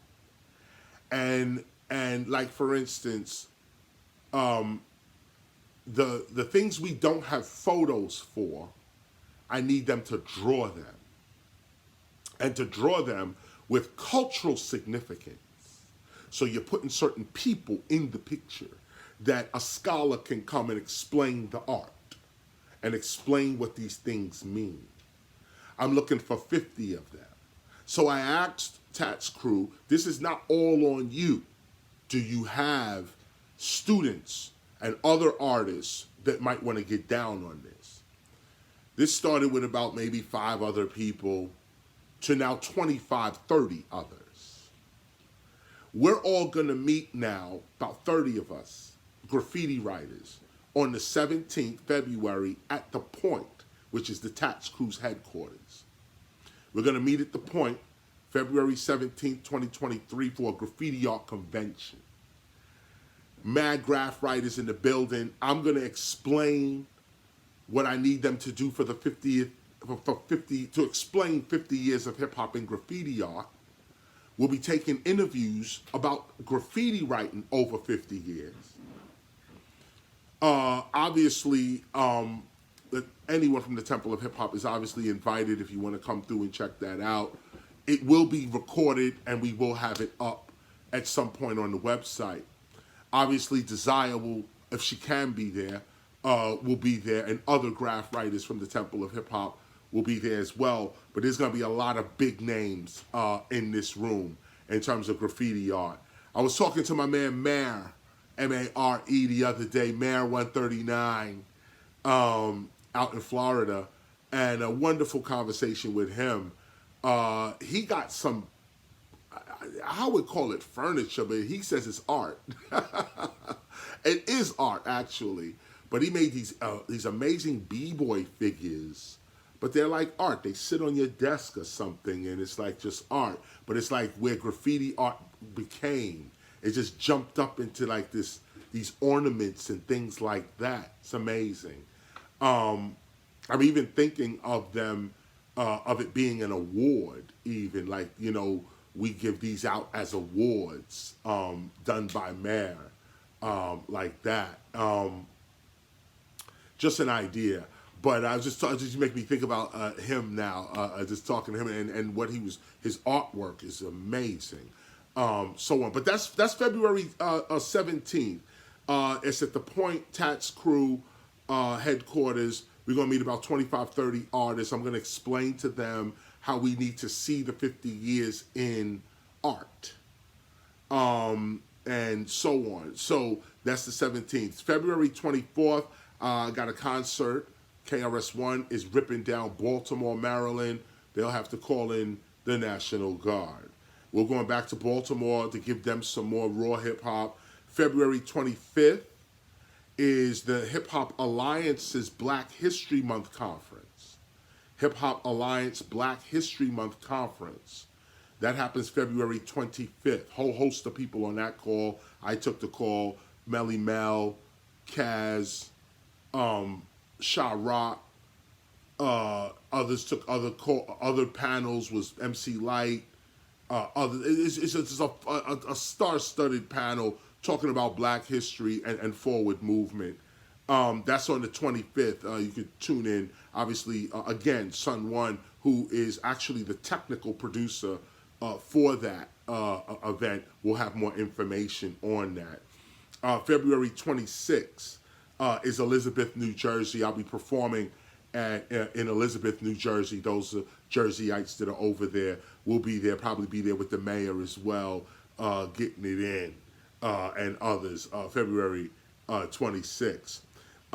We jump in terms of concert dates. We then jump to March, and hold on one second. Right, we then jump to March because what's going to happen is I'm taking a vacation, and it's like a work vacation, but I'm getting over to the West Coast. So I'm going to take a slow ride over to the West Coast. But I want to get there at least between the week of Monday the 6th, that week, Monday the 6th. I want to, at least be there for the 6th, the 7th, Tuesday, have already arrived. And then I got some time, 8th, 9th, 10th, 11th, 12th, 13th. My first show is the 14th in Venice. 14th in Venice. They're basically LA. But this begins the apprenticeship.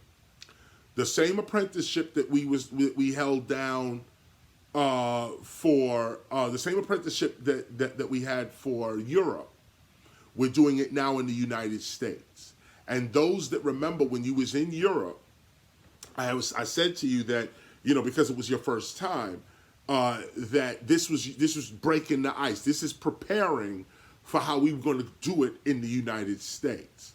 So you went through that grueling apprenticeship in Europe and England, which showed you the runs and how we do it. Now we're getting ready to prepare for the second leg of that apprenticeship, but it's in California. It's in the California area. And this is going to give you that other part. Now we're going to run through a little faster. We're going to, those that got on stage, you're going to have to spit your joint now, do your thing, DJs, so on. You know how it went down there back in England. So the apprenticeship, which is slightly different now because there's a small fee involved with the apprenticeship now. And we'll get to that later. For those that want to be part of this apprenticeship. So we got first the 14th. Now let me back up before I run these dates down. The reason I want to be there in LA about on Monday the 6th is because also I'm looking to do conferences in LA to get the West Coast history of hip hop. Breakers, graph writers, MCs, and DJs over there, as well as the street fashion of the West Coast, street language of the West Coast, the trade skills, how to do the business go down out here. We need that information. I'm going to be extracting that from West Coast artists, so I'm going to be meeting in places to have artists be able to come through, speak their story on camera, or to a large audience. We all just, sometimes we just talking to each other and bringing up stories and bringing up history, putting West Coast hip-hop history together. So I want to do that. I want to be in L.A. or really in California, L.A., California, on that Monday or that Tuesday. I want to be able to be there. It gives me the whole week to get this information before my first show on the 14th. So you have the 14th is Venice. Then we're off the 15th. 16th is San Diego. Then we're off the 17th. The 18th is Garden Grove, California. Then we have the 19th, 20th, 21st, 20th. We are off for about 5 days. And keep in mind that that's not really off because we want to do a San Francisco conference. Hip-hop conference. We want the Bay Area hip-hop. What's the history? We could get that done during that week. The 24th, however, is the San Francisco concert date, and the 25th is Sacramento. After that, the 26th, 27th, we start our way back to Atlanta. I come home, basically. And that's the end of that particular leg of the apprenticeship. Now, part of this apprenticeship has already begun now. Joey True and King are here with me right now. They're taking in teachings right now. They just got here and got acclimated. They're getting acclimated right now, but they're here with me right now. And they're getting ready to learn the road management administration part.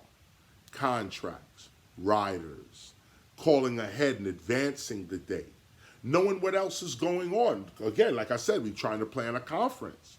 We need a room. We got to link with the right historians and people. All of this before we even get there. That's what we're doing right now. If you want to be part of that, you got to jump on right now. Sun One will have information for you as well, and we're also going to have some other. Well, just let me leave it at that. Sun One will have the information for you regarding this. Those that want to get down, the information will pop up. Hip Hop Appreciation Week is the 15th to the 21st.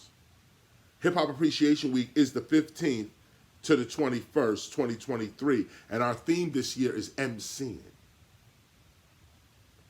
Our theme this year is MCing.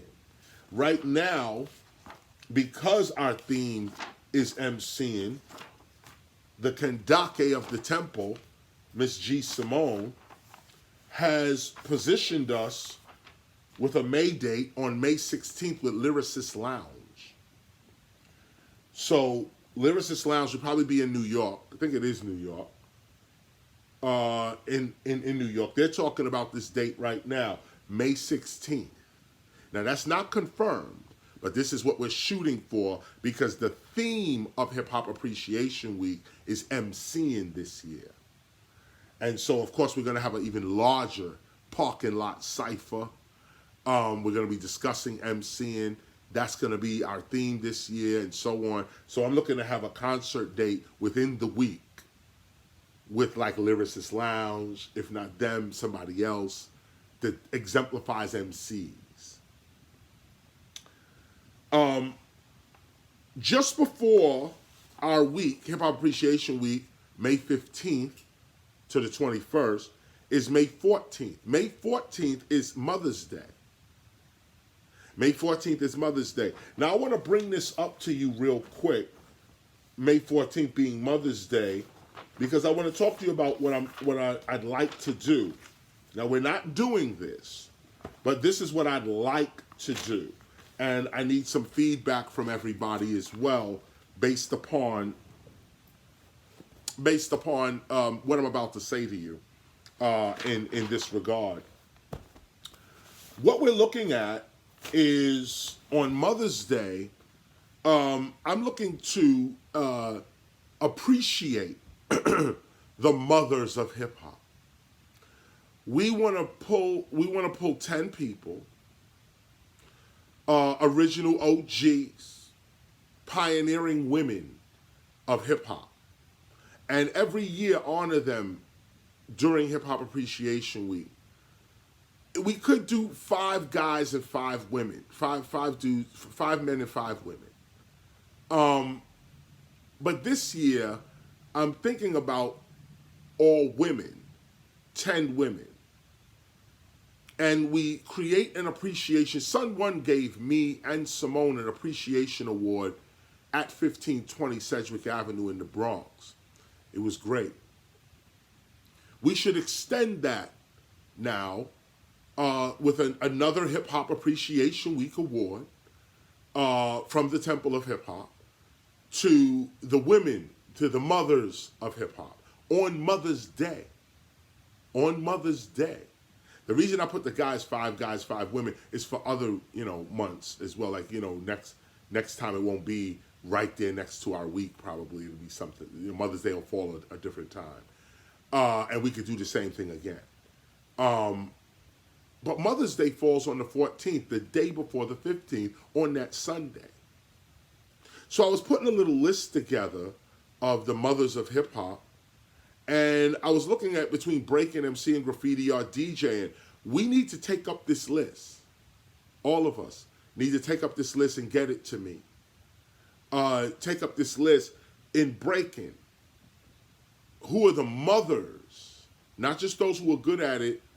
Well, obviously those who are good at it as well, but the ones who originated, the ones who pioneered, the first of their kind.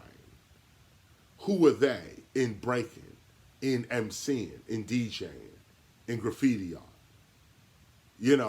And they may not be a few. I mean, graffiti art, I'm immediately thinking of Pink Lady, Barbara and Eve.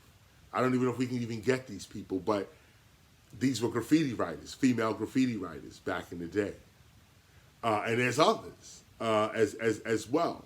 DJs, you can see Spinderella, DJ Jazzy Joyce, Wanda D. As DJs. These women should be honored. I made a little list. This is the list. Cindy Campbell, Pebbly Pooh, Debbie D, Sha Rock, Queen Lisa Lee, Sherry A from Mercedes Ladies. And really it stops there. It really stops there. As far as leading ladies. So, or should I say pioneering ladies. Cindy Campbell, Pebbly Pooh, Debbie D, Sha Rock, Queen Lisa Lee, and Sherry A. That's 6 women. Now, of course, there are others. I'm forgetting, obviously, a whole bunch of women. But that's why I need your help to create this pioneering women's list. That on Mother's Day, we could present these women with awards connected to a $1,000 honorarium as well. So we have a $1,000 honorarium connected to an award and an award ceremony. Hopefully we could do this ceremony at the Temple of Hip Hop, 55 Ludlow. If not, we do it at 1520 Sedgwick Avenue. Either way, we honor these women with a dinner, their award, and an honorarium. We record the whole thing, film the whole thing, have them discuss themselves and, whatever it is on camera. And we've honored them. We've honored them. And we go to bed at night feeling good. We go into our future feeling good. And we document the whole process. This is real hip hop. This is the culture dealing with the culture. So I need some help on that. What is the list? I got about 6 people so far. We might want to get up to 10 people, 10 pioneering women in hip hop. And most of who I'm talking about here, some were B-girls. Debbie D was a B-girl. I think maybe Sherry A for certain was a B-girl. But who were the B-girls like in the Rocksteady crew? Who were the B-girls in other crews that were pioneering women? Graffiti writers. Who were the women pioneering graffiti women? Who were the pioneering DJs? That kind of information. Beatboxers. K-Love. Shout out to K-Love back in the days. Female beatboxer. This kind of thing. So we want to get that done also for Mother's Day. We want to get that done also for Mother's Day. So that's our announcements. So I mentioned all of this to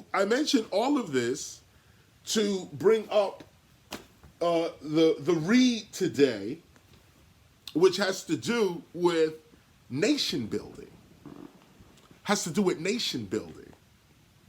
And has to do with everything that I just spoke about in the first break, or this section right here, nation building. And that's what we're going to talk about right now. I'm going to take one more break, and when I come back, we'll begin our read. I'll be right back. This is the Temple of Hip Hop. I am KRS-ONE. I'm between 2 senators. Now, you know my style right up and down. Let's be clear. Okay, let's be clear. But I've been working specifically with this man here, DJ Chuck Schumer. I've been working with this man here for about 25 years. That's right. Chuck Schumer gave us our first proclamation that declared hip-hop a culture in New York City. That's right. Yeah. This was 20 years ago. We was at the United Nations. We did our thing there. But it was our state senator that represented us. And this is what politics is all about. Look, I tell you the truth, the next time it's time to vote, remember this day. Yes. Remember this day. There's a lot going on with politics. We see this man on TV every day, okay? Fighting for some cause that matters to us. You just heard We just took a moment of silence, and thank you for that. We took a moment of silence for Tyree. You know, here you standing with the guy with the song, whoop, whoop, sound it up on this. Okay? We're standing, this is what it is, and Black Cop, which is now probably more relevant. Exactly. But we mention this with the United States government backing us up. It's a new day. Amen. It's a new day.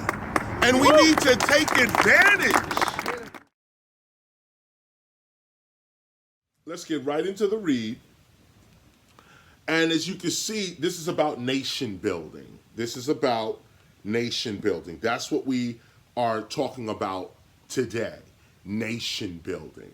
You know, let me open that door real quick and let some air in as well. Let's start right here. Turn your gospel. Well, first, let me say this.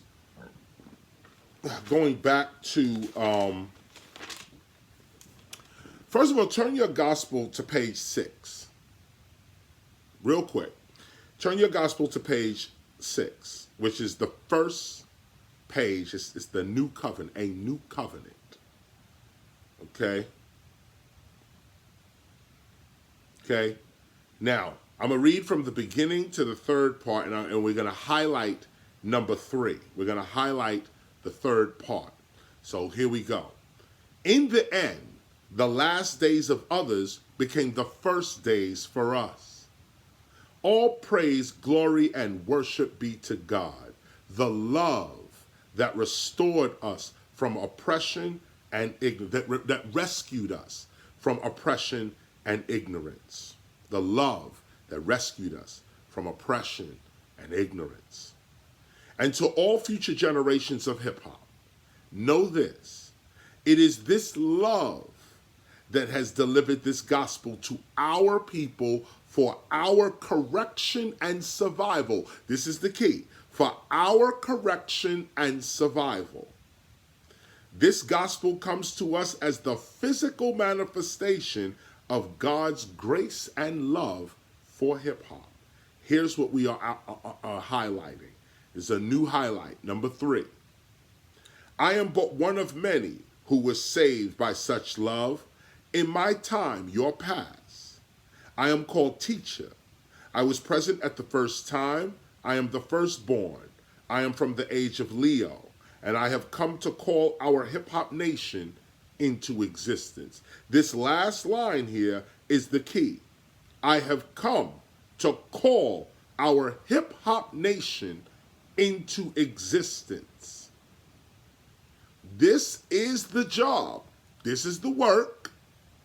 And this is what we are doing. Be clear. I want you to highlight number 3. We didn't highlight it before when we first started reading, but I want you to highlight it now because it basically sums up the entire book. Basically sums it all up. Now, turn your gospel to page 768. What we're going to do is highlight all of 301, 302, and 303. You're going to highlight all of that. Basically, the whole beginning of track 4 and almost 75% of the page of 769, page 769. I'm going to show you why. Here's the read, track 4. You are highlighting 301, 302, and 303. Here's why. I realize that this entire gospel for our newly established hip-hop nation will seem strange and even absurd to many. The very idea of establishing a new people, a new civilization, a new human group in my time is indeed a concept that borders insanity. And remember, I'm writing in 2009, so even today, we're like hip-hop's 50th that. In 2009, this was absurd. People could not even think on this level. It's like today we take it for granted, but before 2009, back even to 2001, these were the dangerous ideas. These were the weirdo ideas. Hip-hop as a nation, hip-hop as culture, hip-hop as a people, as a community. And that's what I'm writing from. It's sort of going back to the line where it says rap isn't even 20 because rap is still an art, and no one's from the old school because rap is still a brand new tool. I said no one's from the old school because rap on a whole isn't even 20 years old. 50 years down the line, you can start this because we'll be the old school artists. And even in that time, I'll say a rhyme, a brand new style, ruthless and wild, running around, spending money, having fun, because today we still #1. And this, I also shouted that to Redman as well. I have a more elaborate piece with him. But I mentioned that here because here we are as well. When I said that rhyme, I was responding to old school artists dissing younger artists, saying y'all some new jacks just coming in. We the old school, we the original hip hop, and he was trying to give us a hard time, lyrically, artistically, so on. And everyone was going through it. Breakers, old school breakers were looking at young breakers. Old school graph writers looking at young writers. Old school MCs and DJs, it was the same thing. So in this instance, I was responding with a prophecy. And I said, why are we even saying that we old school now? Rap isn't even 20 years old, and it wasn't. I said 50 years down the line, you could say you old school. So I was putting that into perspective because here we are now, 50 years later, and we old school. But now, look at this. I realize that this entire gospel for our newly established hip-hop nation will seem strange and even absurd to many. Now think about that. The very idea of establishing a new people, a new civilization, a new human group in my time is indeed a concept that borders insanity. But I truly believe that to not at least consider such an idea as an intellectually gifted, free-thinking human being, a free human being, is even crazier. To not think of this is even crazier. Sure, the uneducated, the uninvested, the unstudied, the uncommitted individual, only seeking a momentary good time, is exempt from such matters of thought. But those who claim to be revolutionaries cannot hide from this one simple question. What does it really mean to be free? Regardless of race or ethnic origin, as a free-thinking human being concerned about the socio-political conditions of formerly enslaved human beings at this present time, the question is, what does it really mean to truly be free? Often I think about my role in the continued civil rights movement, and I wonder about the next step for newly freed people. Where do we go from here? As newly freed African Americans who are, let me say this one more time. As newly freed African Americans who are in many ways still enduring the effects of slavery, racism, sexism, and classism within the United States, the question for every so-called black intellectual in my time appear to be simple. Where do we go from here? Now, let's underline this. Right after simple, appears to be simple. Underline this. Where do we go from here? Where can we go from here? What is the next step in our human evolution outside of the terms and designations handed to us by institutions that clearly do not have our best interests in mind? The question is, what does it really mean to be free? As I think about this, and you're now highlighting, this is paragraph 303, highlighted. As I think about this, I can hear others of my own race already criticizing such views as if I am somehow abandoning over 300 years of struggle. On the contrary, it is my sincere love for African Americans and my unwavering loyalty to the cause of freedom and justice for all that inspires these ideas. My approach to hip-hop is the result of my African American enlightenment. As a free black man who willingly accepts his responsibility as a role model, not only to the advancement of his own racial family, but more importantly to the advancement of humanity itself, I refuse to offer my children, as well as the children of other races, cultures, and ethnicities, mediocre and selfish concepts of liberty, when I fully recognize that if humanity itself doesn't rise, how then are African Americans or anyone else going to rise? Are we black or are we human? Are we animals or are we gods? These are the questions that stir at the origins of hip-hop. Highlight that. That whole, from 301, 302, 303. These are the questions. After the civil rights movement, what next? All serious women and men who are concerned about the human condition must ask themselves today, has the freedom movement of our grandparents concluded? Are the threats to our sustained freedom no more? What exactly should we be doing today to honor and continue the freedom heritage of all of our ancestors and parents? What proves that we are actually free today? Not liberated, but free. What is the evidence of our freedom today? Economic security is not freedom. Education is not freedom.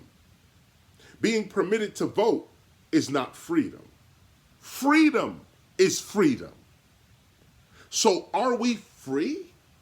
Highlight this next line. Highlight this 305. Here's the whole highlight of 305. Just as the environment of a king is called a kingdom, such is the same for the truly free in their freedom. Freedom is also the realm, condition, or environment of the free. Did you get that? Freedom is also the realm, condition, or environment of the free. To have freedom doesn't mean that you are free. It means to live amongst the free.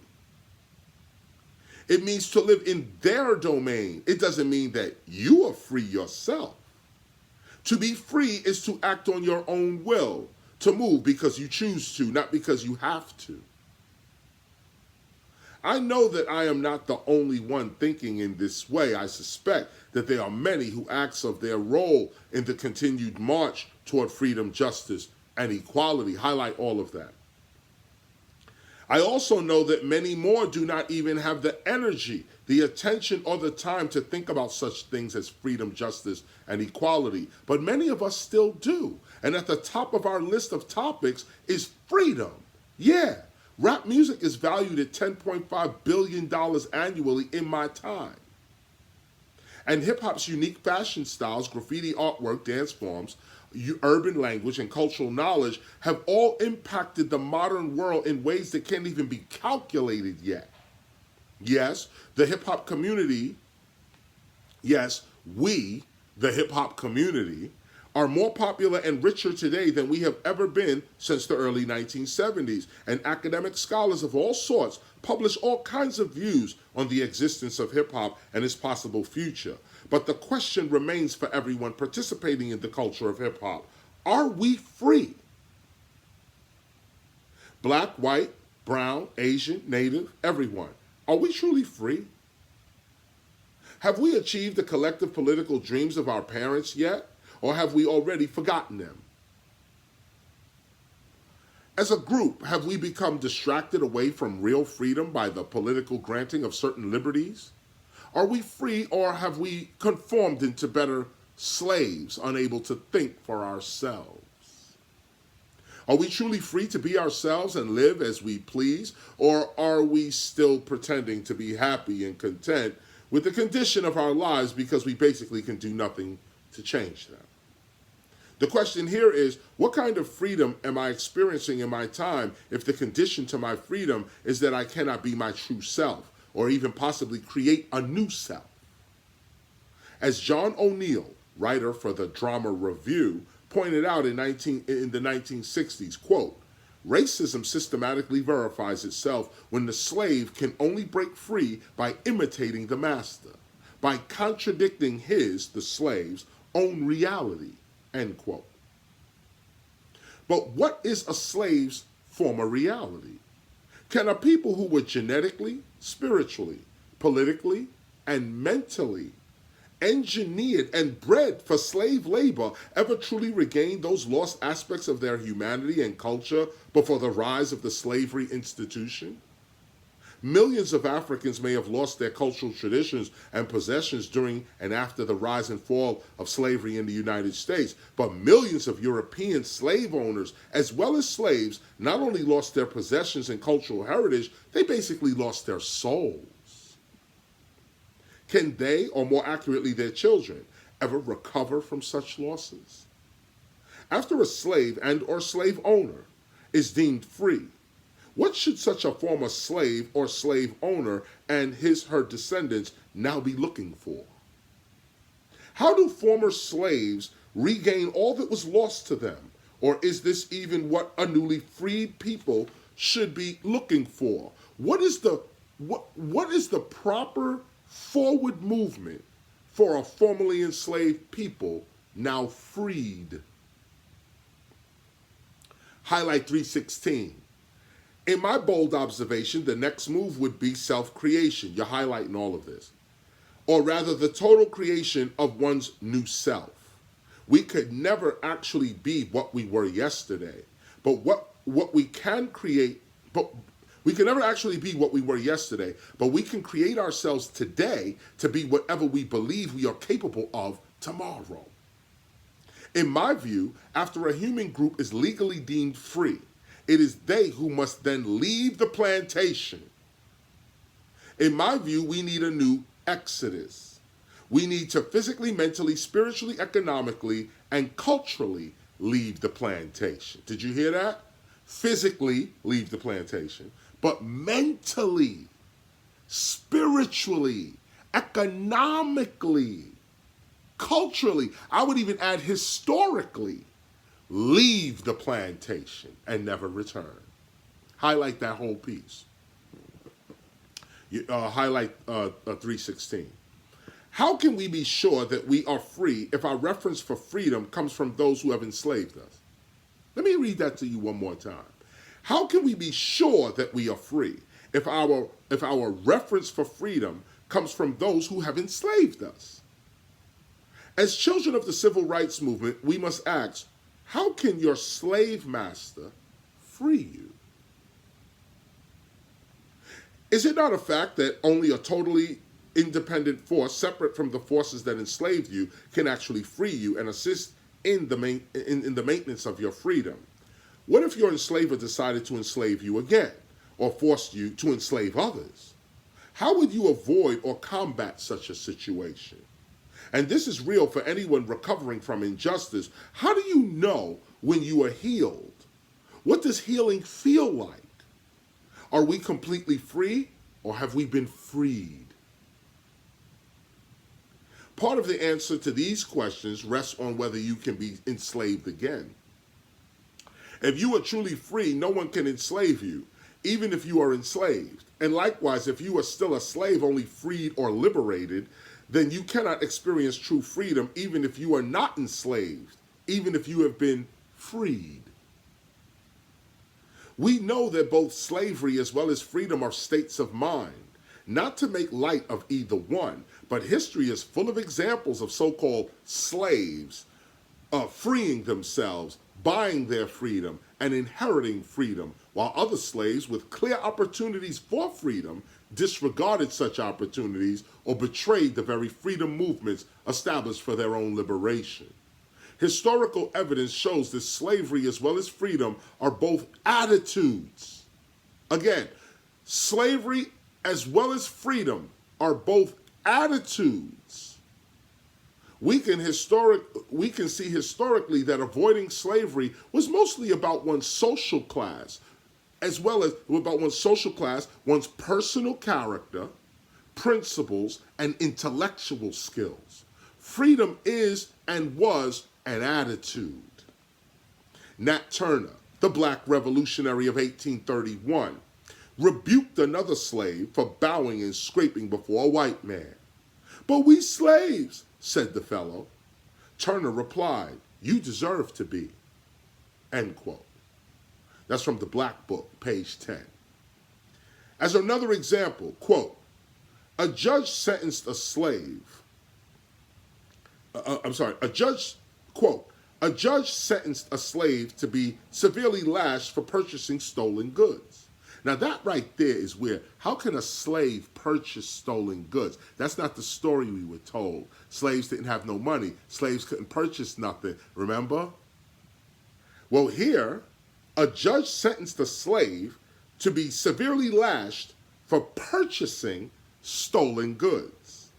Before the sentence was carried out, the slave addressed the court, saying that the thief from whom he had purchased the goods was a white man.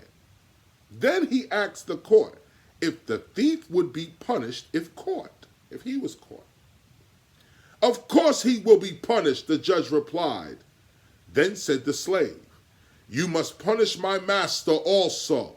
The goods I bought had no parents, but my master purchased me knowing I was stolen from my mother and father. End quote on that. Punishment was set aside. End quote. Pennsylvania, that was from the Pennsylvania Packet and Daily Advisor, May 20th, 1788. Now here's the highlight, 325. And imagine, what I just read you is real. This is a report of just one of the moments slave was about to get whipped for stolen goods, and the slave actually addresses the court and says, yo, I'm a slave. You purchased me knowing that my father, so shouldn't all y'all be whipped? They set the sentence aside. This is a report. Okay, here's now the highlight. You're highlighting 325. Again, freedom, just like slavery, is an attitude, a state of mind. Certain people simply cannot be enslaved because of who they are, and you will know if you are one of these free people by the way in which you conduct your life. Going along with the destruction of your own people is clearly the behavior of a slave. Doing what your employer tells you to do, regardless of how it affects the well-being of others, is indeed the behavior of a slave. Not being able to think outside of your employer's or your oppressor's box is indeed the behavior of a slave. To not even consider the state of your own free condition is the behavior of a slave. You're highlighting all of this. To give up on the possibility of freedom makes you a slave. Is freedom even important to you? Are honor, integrity, trustworthiness valuable to you?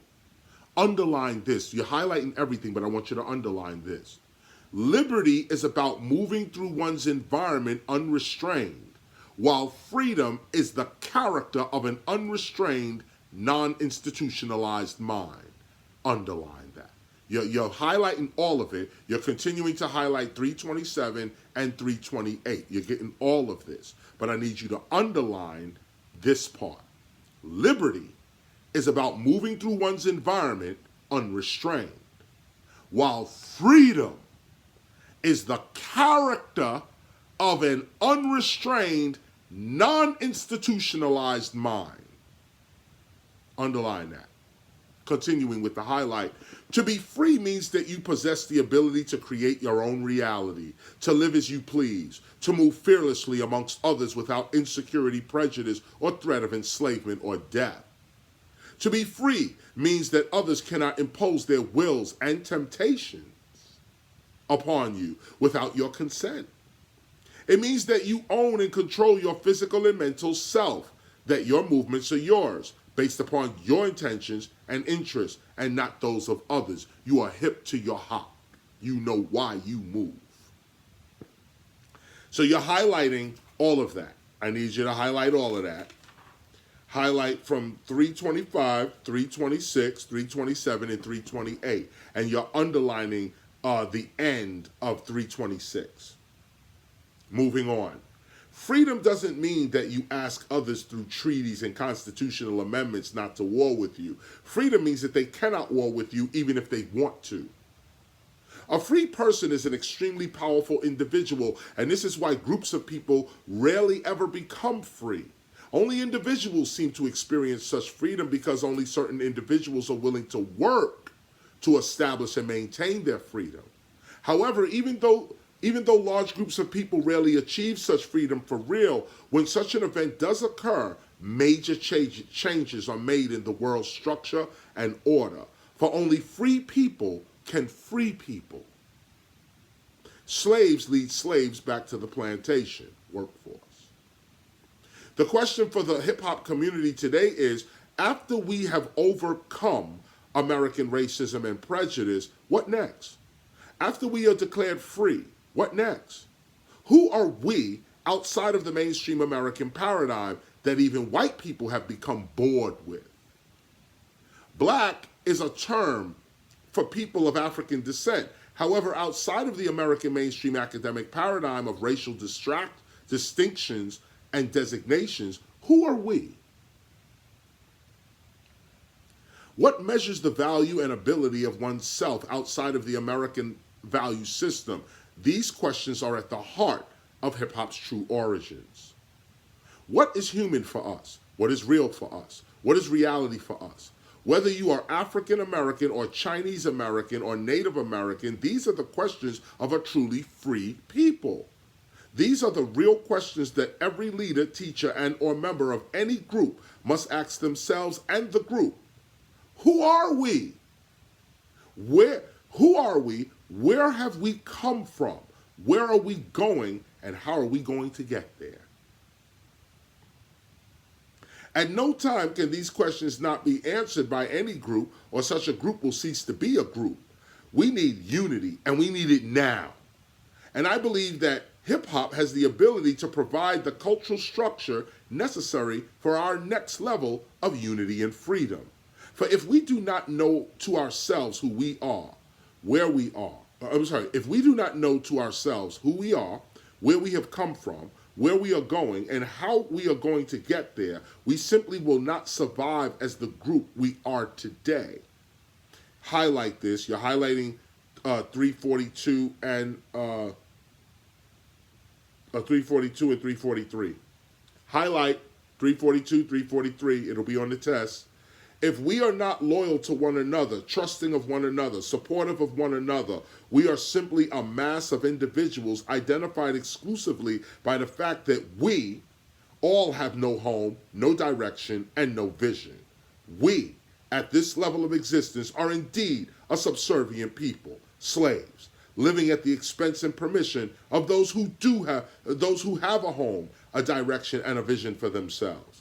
For if we have no home, no direction, and no vision for ourselves, then we naturally become the helpers and or assistants of those who do. This is just a fact, and this is why hip-hop is so important culturally. Hip-hop is simply the cure for slavery. You can underline that too. Hip-hop is simply the cure for slavery. When practiced correctly, hip-hop actually cures the slave mentality and the effects of slavery politically. That's the end of the highlight, but that last part, hip-hop is simply the cure for slavery. Underline that. True freedom seems to not only be about breaking the chains from one's hands, feet, and mind. True freedom seems to also be spiritual. It seems to be about self-creation and self-governance. Hip-hop provides all of this to its people. The slave was created to be a slave. Therefore, true freedom from any kind of oppression must also include a totally new attitude and character about the governance of oneself and life. Freedom from slavery seems to be about freedom from old slave master perceptions. The ability to create and then govern oneself seems to be the hardest thing for a slave, or rather a person with a slave's mentality, to achieve. We're highlighting this now. More highlight. You see how this is going. We're going to highlight 347, 348, 349, 350, 351, and 352. Let's get the highlighting. First, 347. This is where I bring hip-hop into view. It is not every day that a group of human beings find themselves with the opportunity to establish a new civilization in the world based upon their own artistic and intellectual self-expression. That's the truth. It is not every day that a movement as unique and as ever-growing as hip-hop comes along in human history, with the ability to inspire whole populations of people toward world understanding, good times, and peace. The question here is, can we govern and correctly guide such a movement toward the upliftment and refinement of all interested people in the world? Can we govern ourselves? That's what this is all about. If you're really trying to create hip hop as a nation and a serious culture, the question is, can we govern ourselves? Can the hip hop community really do better than many of the world's leaders today in regards to self-governance, moral authority, political consistency, and financial transparency? That's this whole week. What you're seeing, that's what this is about, self-governance. We're continuing to highlight, I'm at 350, paragraph 350. If we really put our minds to it, could we actually govern ourselves with a real rule of law, a free and intelligent press, as well as certain institutional structures that are respected and useful to our community?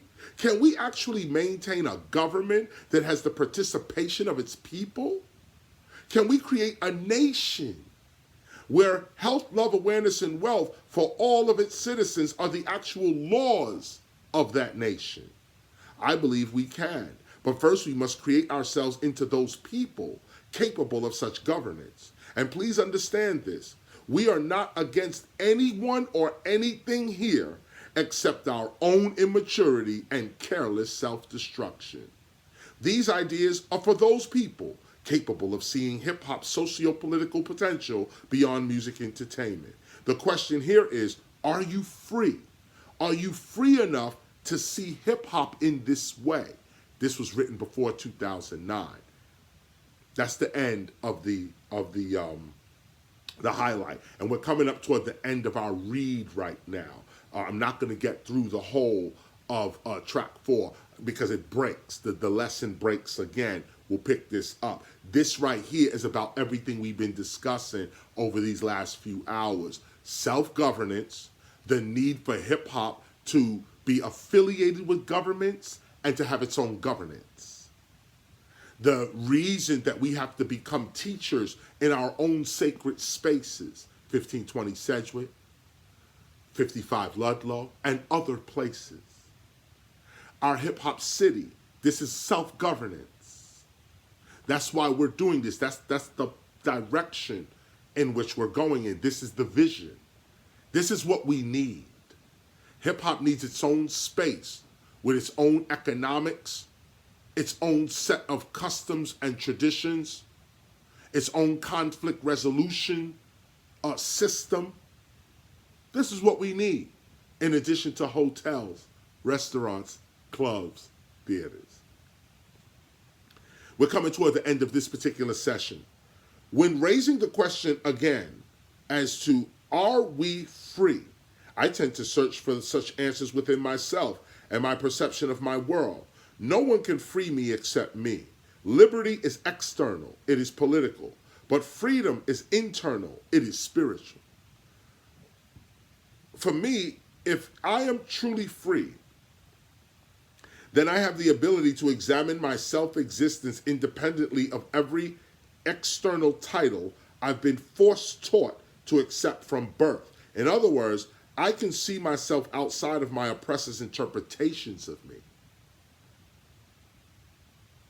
I have the ability to know the space that lies between me and my acceptance of externally imposed ideas and identities upon my being. In other words, just before you call yourself black, do you have the awareness of just before somebody's calling you black? This is a socio-political designation on you. Can you remember a time when you wasn't black? Because somebody called you that. So just before that word comes to you, what were you before that? Before you was called white, just before you took that on, what were you?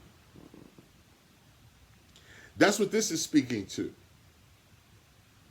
Okay, I have the ability to know the space that lies between me, the real me, and my acceptance of externally imposed ideas and identities upon my existence. Here to live, here to be free is to be in touch with the nakedness of your actual being, even before your family name and birthday. To be aware of the naked you is the beginning of true freedom. This is coming up on the end right here. As a matter of fact, let me just look at this. Hold on.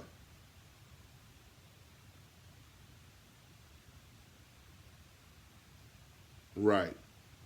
You know what? This ends right here. It is a view. Right. Let me read this last part to you right here, and I'll show you where the new lesson comes in. To be aware of the naked you is the beginning of true freedom. Here's the last line. I find that it is my perceptions of the world around me, my perception of the world around me, and what I believe I can do in such a world that determines not only my inner freedom, but also my outer liberties. Again, freedom, like slavery, is a state of mind. And further, I believe that I can actually be whatever I can perceive myself as. This is the stop right here. This is the stop right here. So what I'm going to do is we're actually going to stop here at the bottom of 777. Wow. What a number to stop on.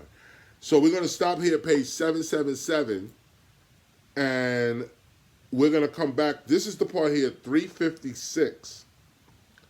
This actually begins a new lesson about this consciousness. We talked about being free. This whole section deals with concepts of being free. But here we're getting ready to go into that space between your being, your naked self, and whatever you call that self. There's a bunch of things that you call yourself. But whatever you call yourself is not really you. That's what you're calling yourself. Many of us get caught up in what we call ourselves and forget who we really are. You're a mother, you're a father, you're a son, a daughter, brother, sister. You're a doctor, a lawyer, a cook, a chef, whatever. These titles. We get so caught up in fulfilling what we are calling ourselves that we forget to fulfill ourselves. And so I'm going to stop here because that's a deeper lesson to discuss. Making a note here.